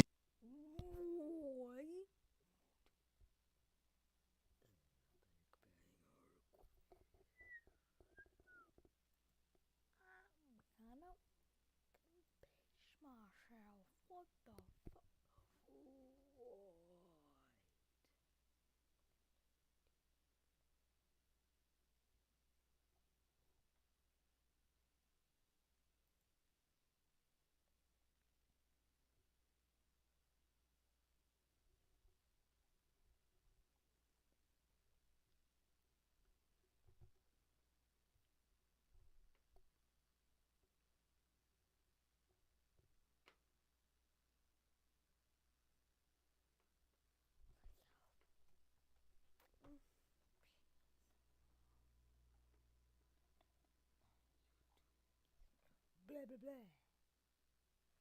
Blah blah. Blah blah.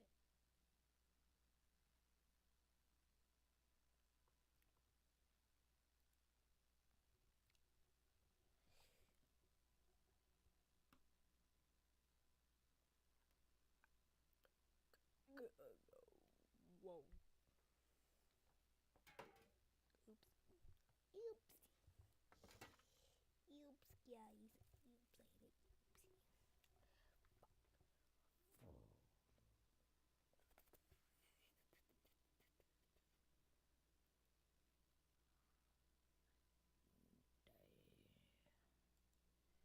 Bro. Like, it was all powerful.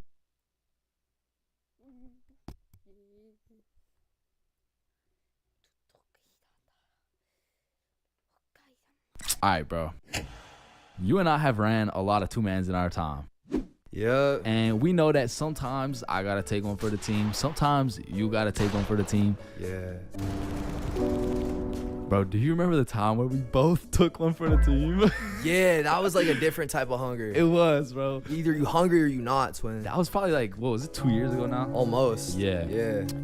This took place in summer. And I remember I had an Airbnb. Yeah, that was fun. I was renting a B&B for a month just to see what living on my own is like. That was the first time I had moved out. And the whole month, I'm just like working, doing whatever. And the last week, I'm like, I really haven't used this shit to its max potential. Yeah. Like, I got a crib to myself. Yeah. No two-mans have been run. Yeah, no ho. No ho. Fuck, I got this shit for it just to still get no bitches. I can get no bitches at home. Fuck. And so I call up Billy, and I'm like, work some magic for us, gang. So you, me, and Bob run a 3-man that Friday. It was cool. It was a calm little 3-man. Saturday comes around, we run another one. We're making the most of this. Back to back. Sunday rolls around, Bob's like, shit, man, I got school tomorrow. I'm good. And we're like, 2-man. And so I'm like, yo, Billy, you got this? Like, yeah, bro. What you mean? Yeah. I got that shit. Got that shit. You know me. I'm like, all right, bet. Let's set up for 9 p.m. And so, it's 8 p.m., 9 p.m. rolls around. I'm like, all right, what's the word, bro? You're like, Working on that shit, bro. Right. Don't worry, bro. Don't disturb the chef in the kitchen, bro. I'm like, okay, respect. You know what I'm saying? Yeah. I respect it. And then like 10 rolls around. I'm like, shit, man, I'm getting kind of tired. I'm like, bro, go drink a coffee, bro. This shit in the works, twin. Right. Like some shit take time. Okay, all right. But this shit better be good. Yeah, of course. All right, bet. What you mean? Expect bold and smooth. Expect rich and sweet. 2 taste experiences in one. Discover new Lindt Excellence Fusion. Expect delicious.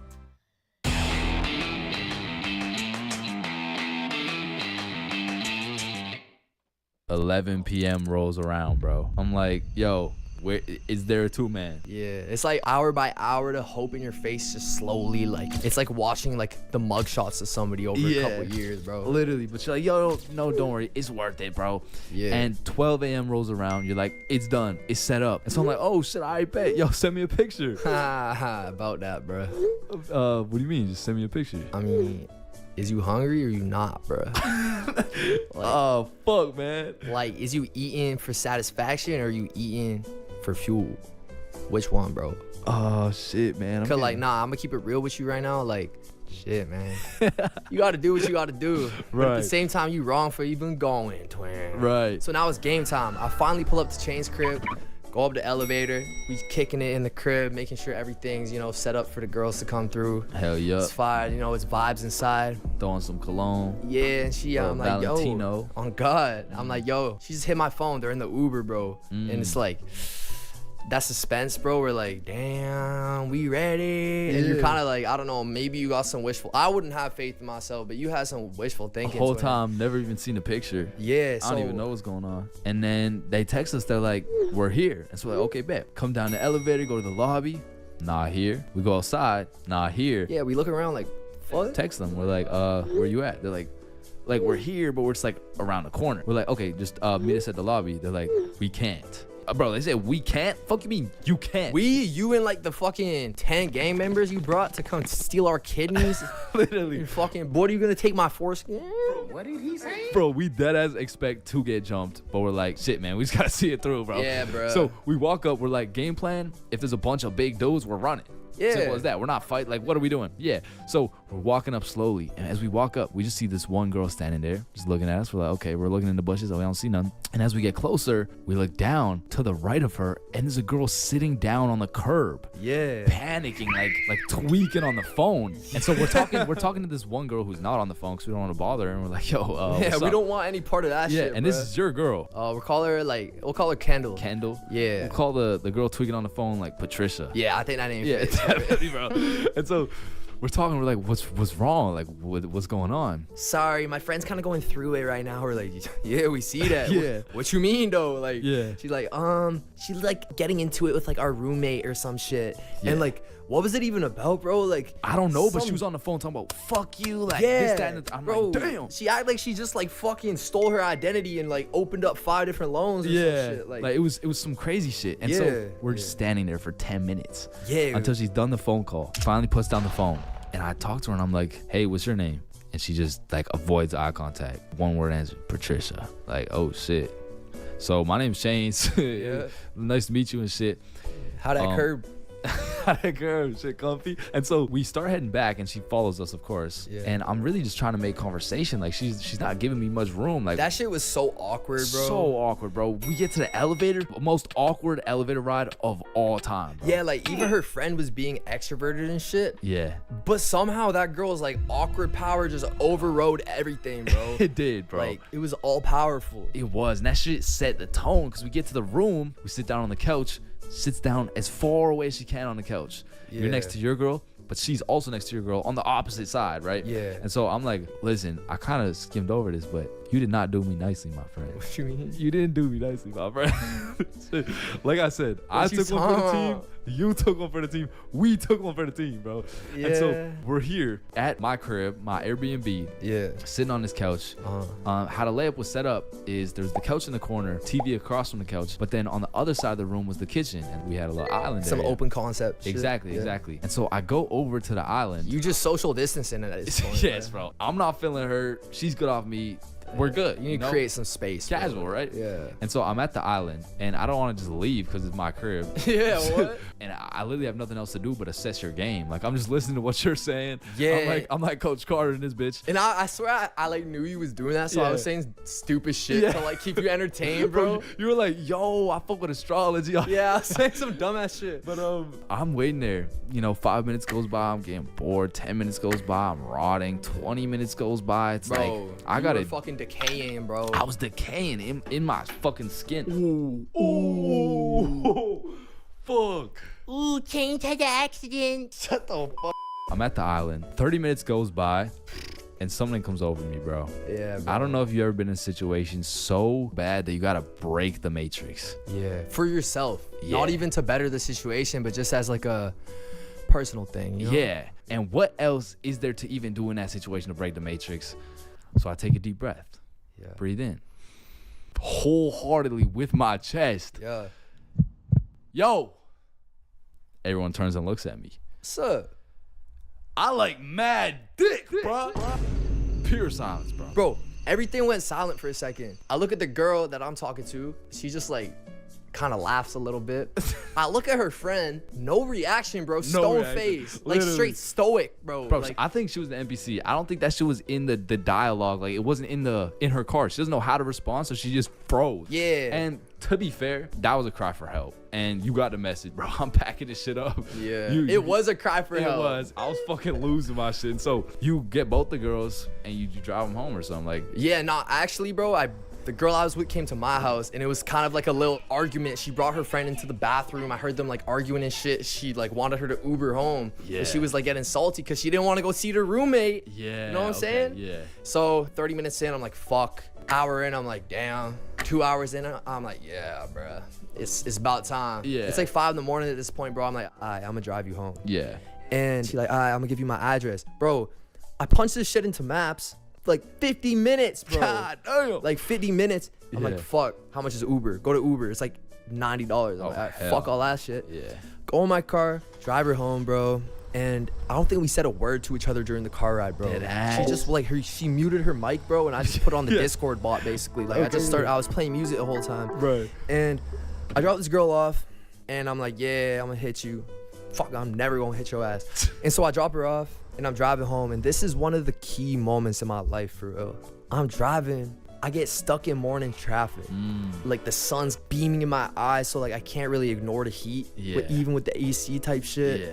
It's like traffic is barely moving, bro. I got a headache. Yeah. I'm tired, and I'm like, bro, why do I do this shit? You know what I'm saying? But at the same time, yeah, at the same time, it's the love of the game, because now we just spreading the story. and shit, Facts, so, bro.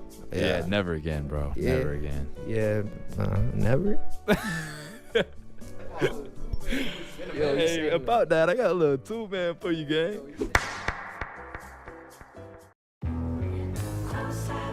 The Hyundai Elantra Hybrid goes farther with best-in-class fuel efficiency. You'll fall for how far you can go together. It's that Elantra type of love.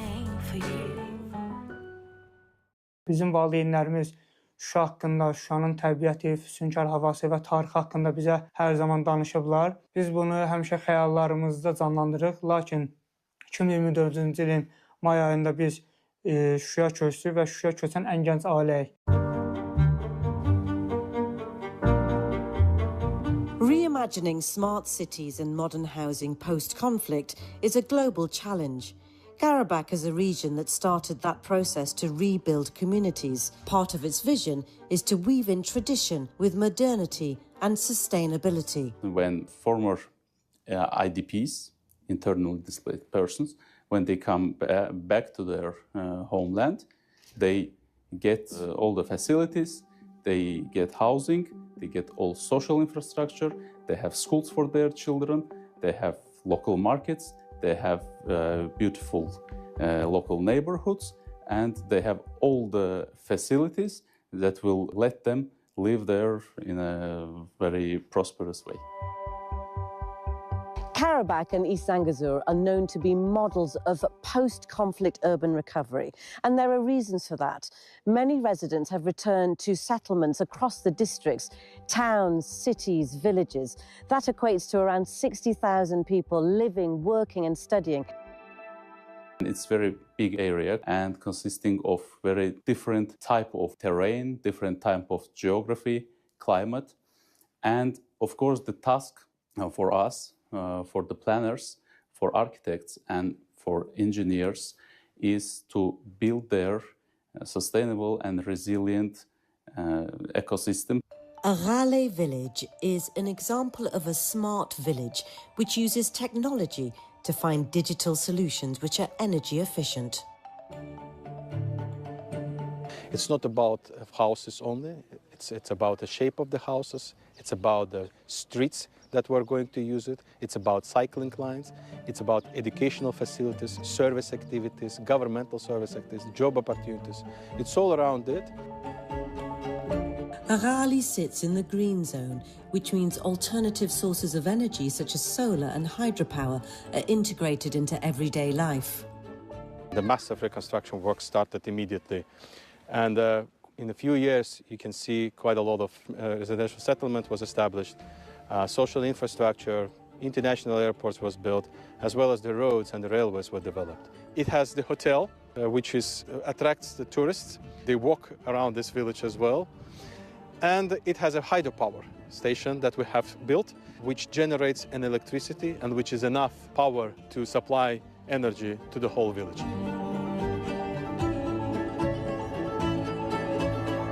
While challenges and problem solving are ongoing considerations, the focus is on housing being pristine, education being prioritised, employment being available and healthcare being accessible.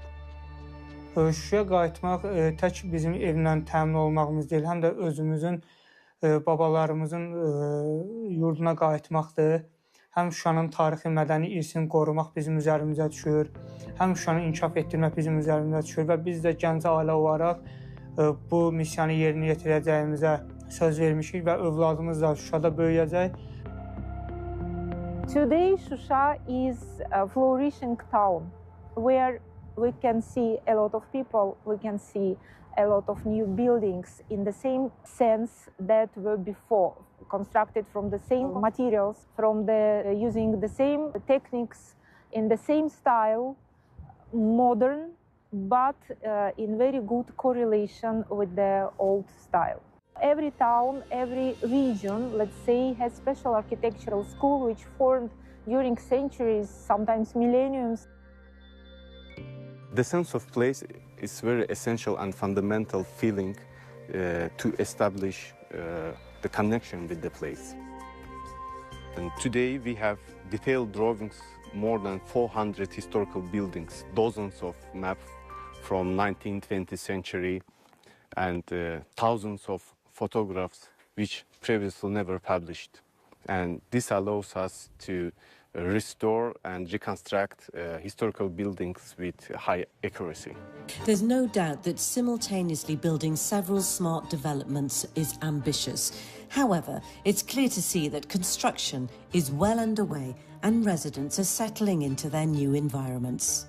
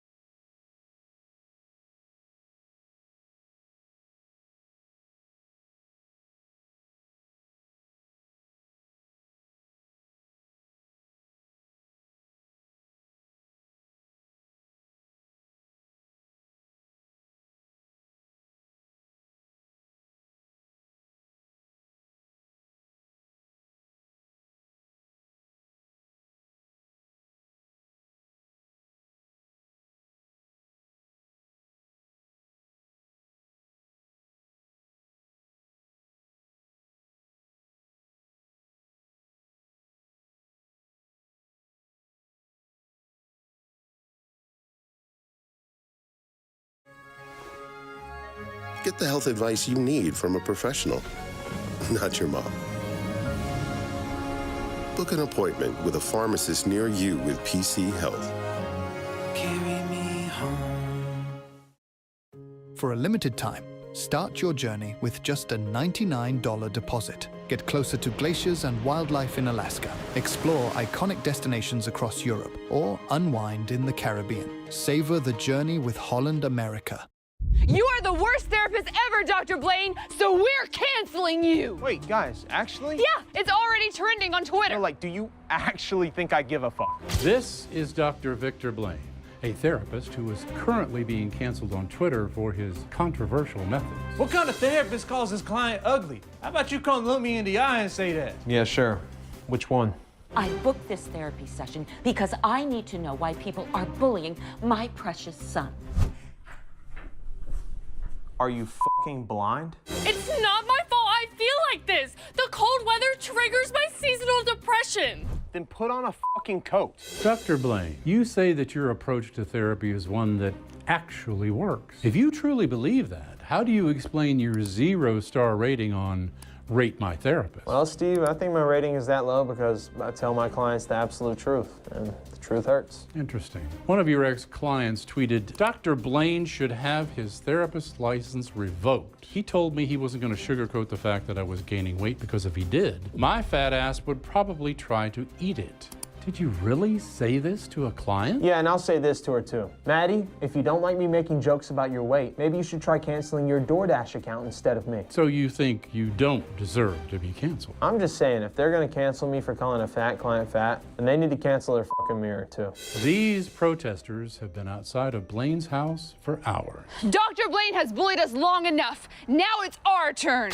This is Maddie Smith, the leader of the movement to cancel Dr. Blaine. Some of the shit Dr. Blaine says should be illegal. What about freedom of speech? Fuck freedom of speech. He should be in jail. So you're protesting the First Amendment? Yeah, therapists shouldn't be able to say certain things, Steve. Like what? Like what he said to me 3 days ago. I booked a therapy session because I felt like shit and he made it worse.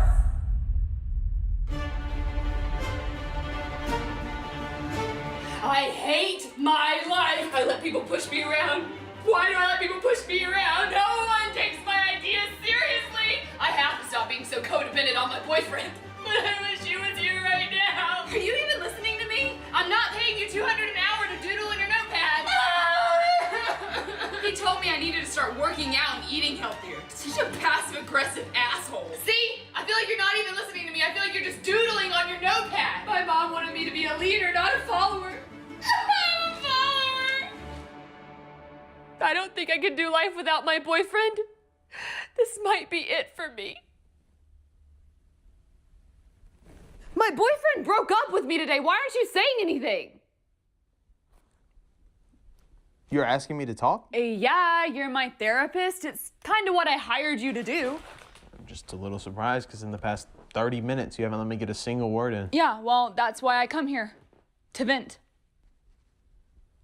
So you want me to talk now? Yes! Okay, well, why do you think your boyfriend dumped you? I don't think he had a reason. You don't? Nope. Well, people don't usually dump their girlfriend of 8 years for no reason.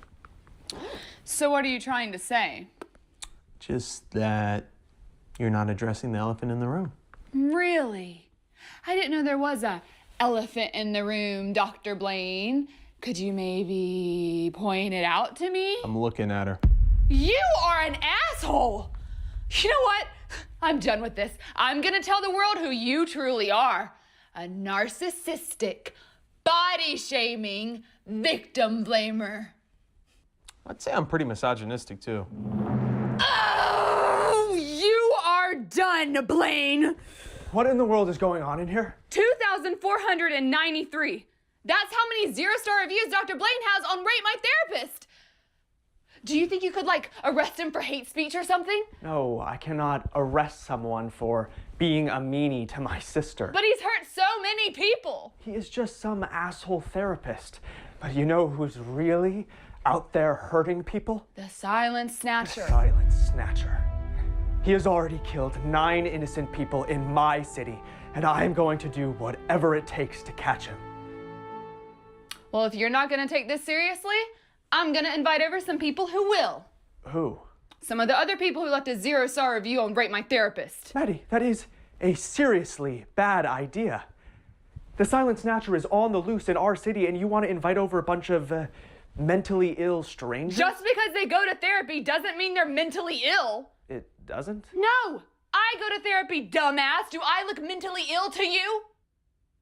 No. Exactly my point.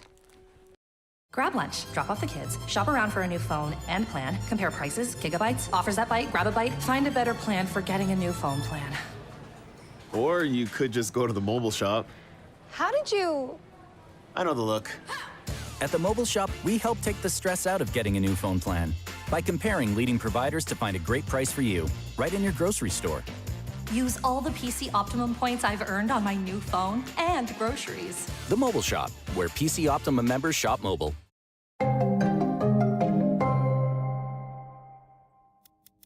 You can be joyful and sad at the same time, but you can't be happy and sad at the same time. That's what makes joy often so confusing to people. My name is Kate Bowler, and I'm a historian and a podcaster and a writer, and I study issues about luck and meaning and what makes life, well, beautiful. Joy can coexist with the deepest and often most painful emotions because it is this bright, enlivening feeling. Joy has this way of binding together all these broken pieces and still making you laugh at the exact same time, which honestly is why I think it's the most interesting thing to study.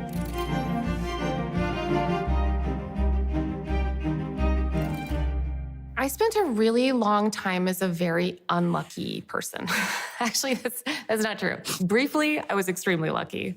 I finally had this baby I'd always wanted after years of infertility.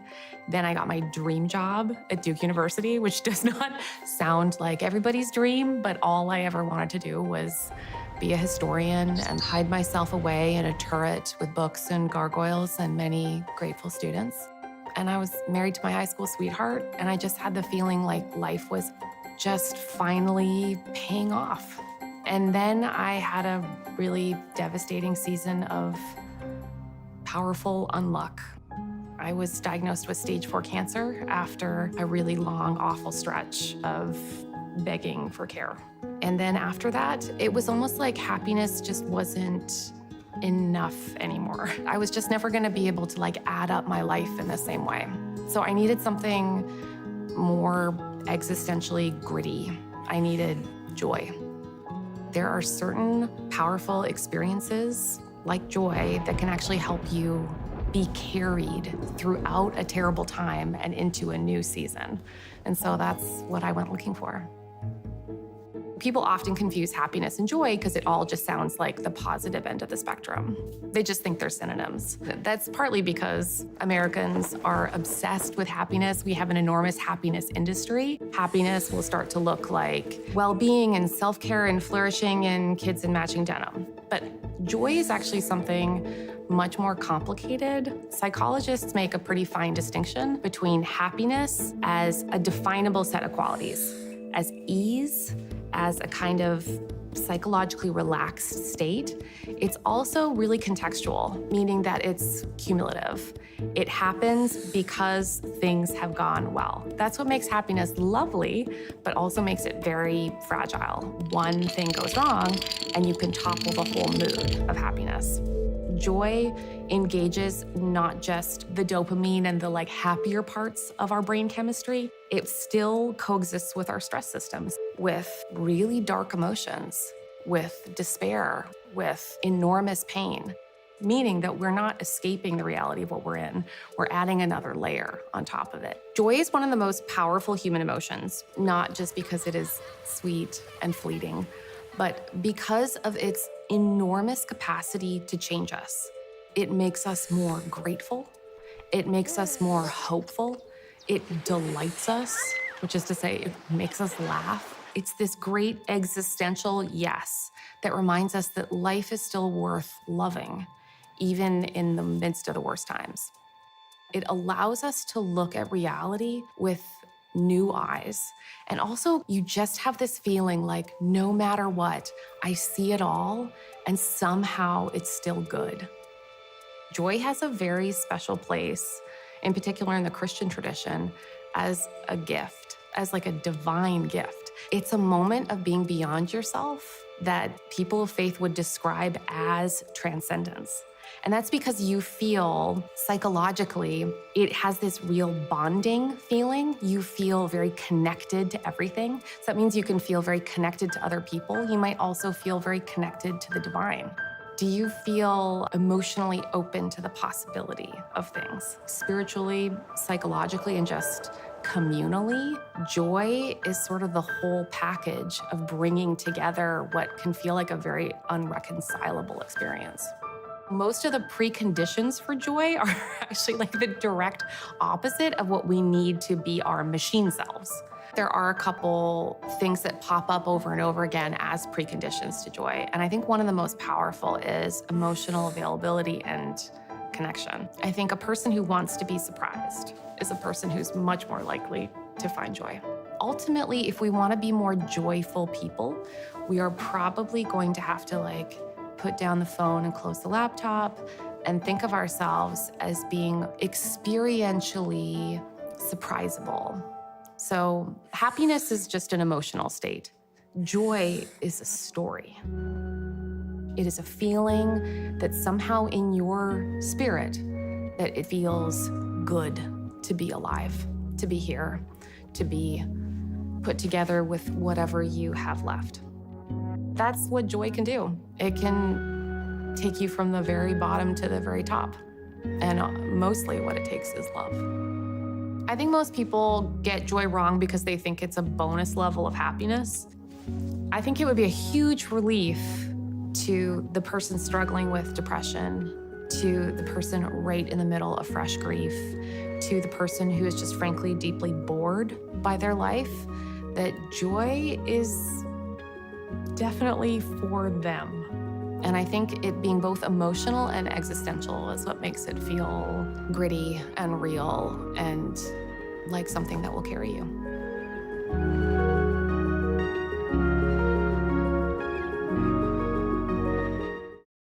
I'm inviting some of them over. Hello, everyone. I've gathered us all here today because we have all been wronged by Dr. Blaine in some way. And I think if we work together, we can cancel him for good. Now let's go around the table and introduce ourselves, starting with you. Hey, my name's Clarence, and I'm a YC. Oh, YC? Yeah, it stands for Young Cracker. And you best watch your tone when you talking to me, because I ain't like these other white folk for real. Okay, so, Clarence, what did Dr. Blaine say that made you mad? He said I wasn't black. But you're not black. I know! And that shit made me mad as hell, bro. Like, why would he even bring that up, bro? You know I hate when he go there, bro. Like, fuck. Did he say anything else that offended you? Oh, yeah. There was this one time. Dr. Blaine, you best stop playing with me, bro. I am not like these other white folks for real. I came up at the trenches. Clarence, you grew up in a gated neighborhood. Exactly! My whole hood behind bars. I'm really different, Dr. Blaine. Like name one other white boy other than me rocking the shiesty. Buzz Lightyear. Bro, what the fuck? I just got tired of him treating me like I was stupid or something. I mean, do I look like an idiot to y'all? No. Exactly, bro.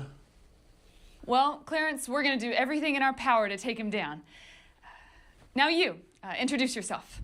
Hello, my name is Willow. I gave Dr. Blaine a 0-star review because he made fun of me for literally just believing in astrology. Wait, actually? Yeah, I thought astrology was pretty harmless too, but apparently not. Yeah, I slept with him. You slept with your best friend's fiance. Yeah. And what made you think it was okay to do that? It's called a soul bond, Dr. Blaine.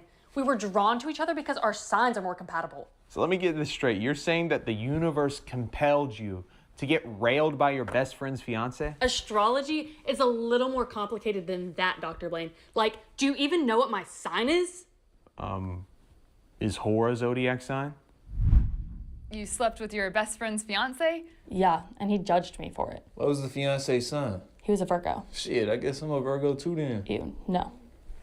Okay, let's move on to the last person. What's your name, sir? Hello, my name is Edward, but you can call me Ed for short. Why is you dressed like a dog? Why are you dressed like a... Whoa, Ed! What, master? Okay. What did Dr. Blaine do to you? He hurt my feelings.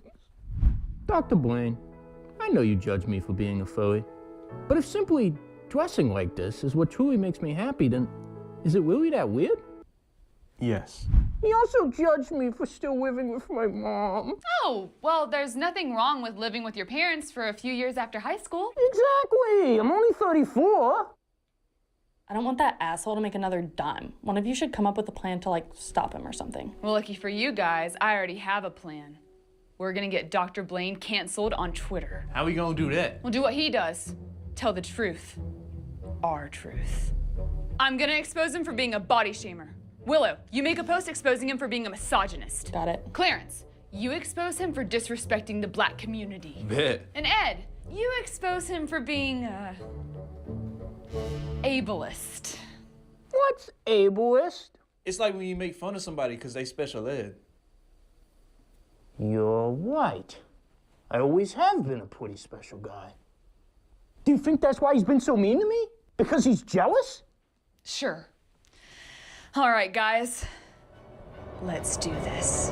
Exposing Dr. Blaine, part 1 of 3. Dr. Blaine is a racist, and I have experienced that firsthand. He is a raging misogynist. He told my friend in a wheelchair that if he wanted people to stop making fun of him, then he should stand up for himself. Really? I took my girl to couples therapy with Dr. Blaine, and she let him hit. When I told Dr. Blaine that my ex used to hit me, his first question was, well, what did you do? Dr. Blaine said he doesn't approve of me and my boyfriend's relationship, and he wouldn't say why, so I'm gonna assume it's due to homophobia. How could you hate on such a cute couple? Hashtag cancel Dr. Blaine. With PC Financial, you earn more PC Optimum points on everything you buy and interest on everything you save, making your money go further every day, all the way to a new place. Carry me home. Did you know Microsoft offers grants and discounts exclusively for eligible nonprofits? Whether you're looking to improve productivity, make better use of data, or integrate AI into your daily work, Microsoft has you covered. Getting started is quick and easy. Click the link or visit us at microsoft.com/nonprofits.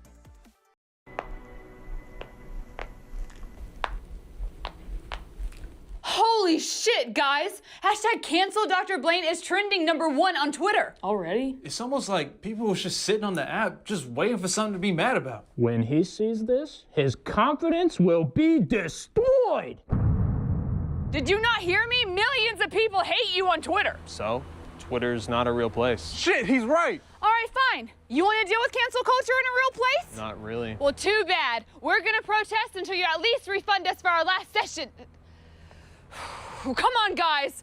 Hey, hey, ho, ho, Dr. Blaine has got to go. Hey, hey, ho, ho, Dr. Blaine has got to go. We can do this all day.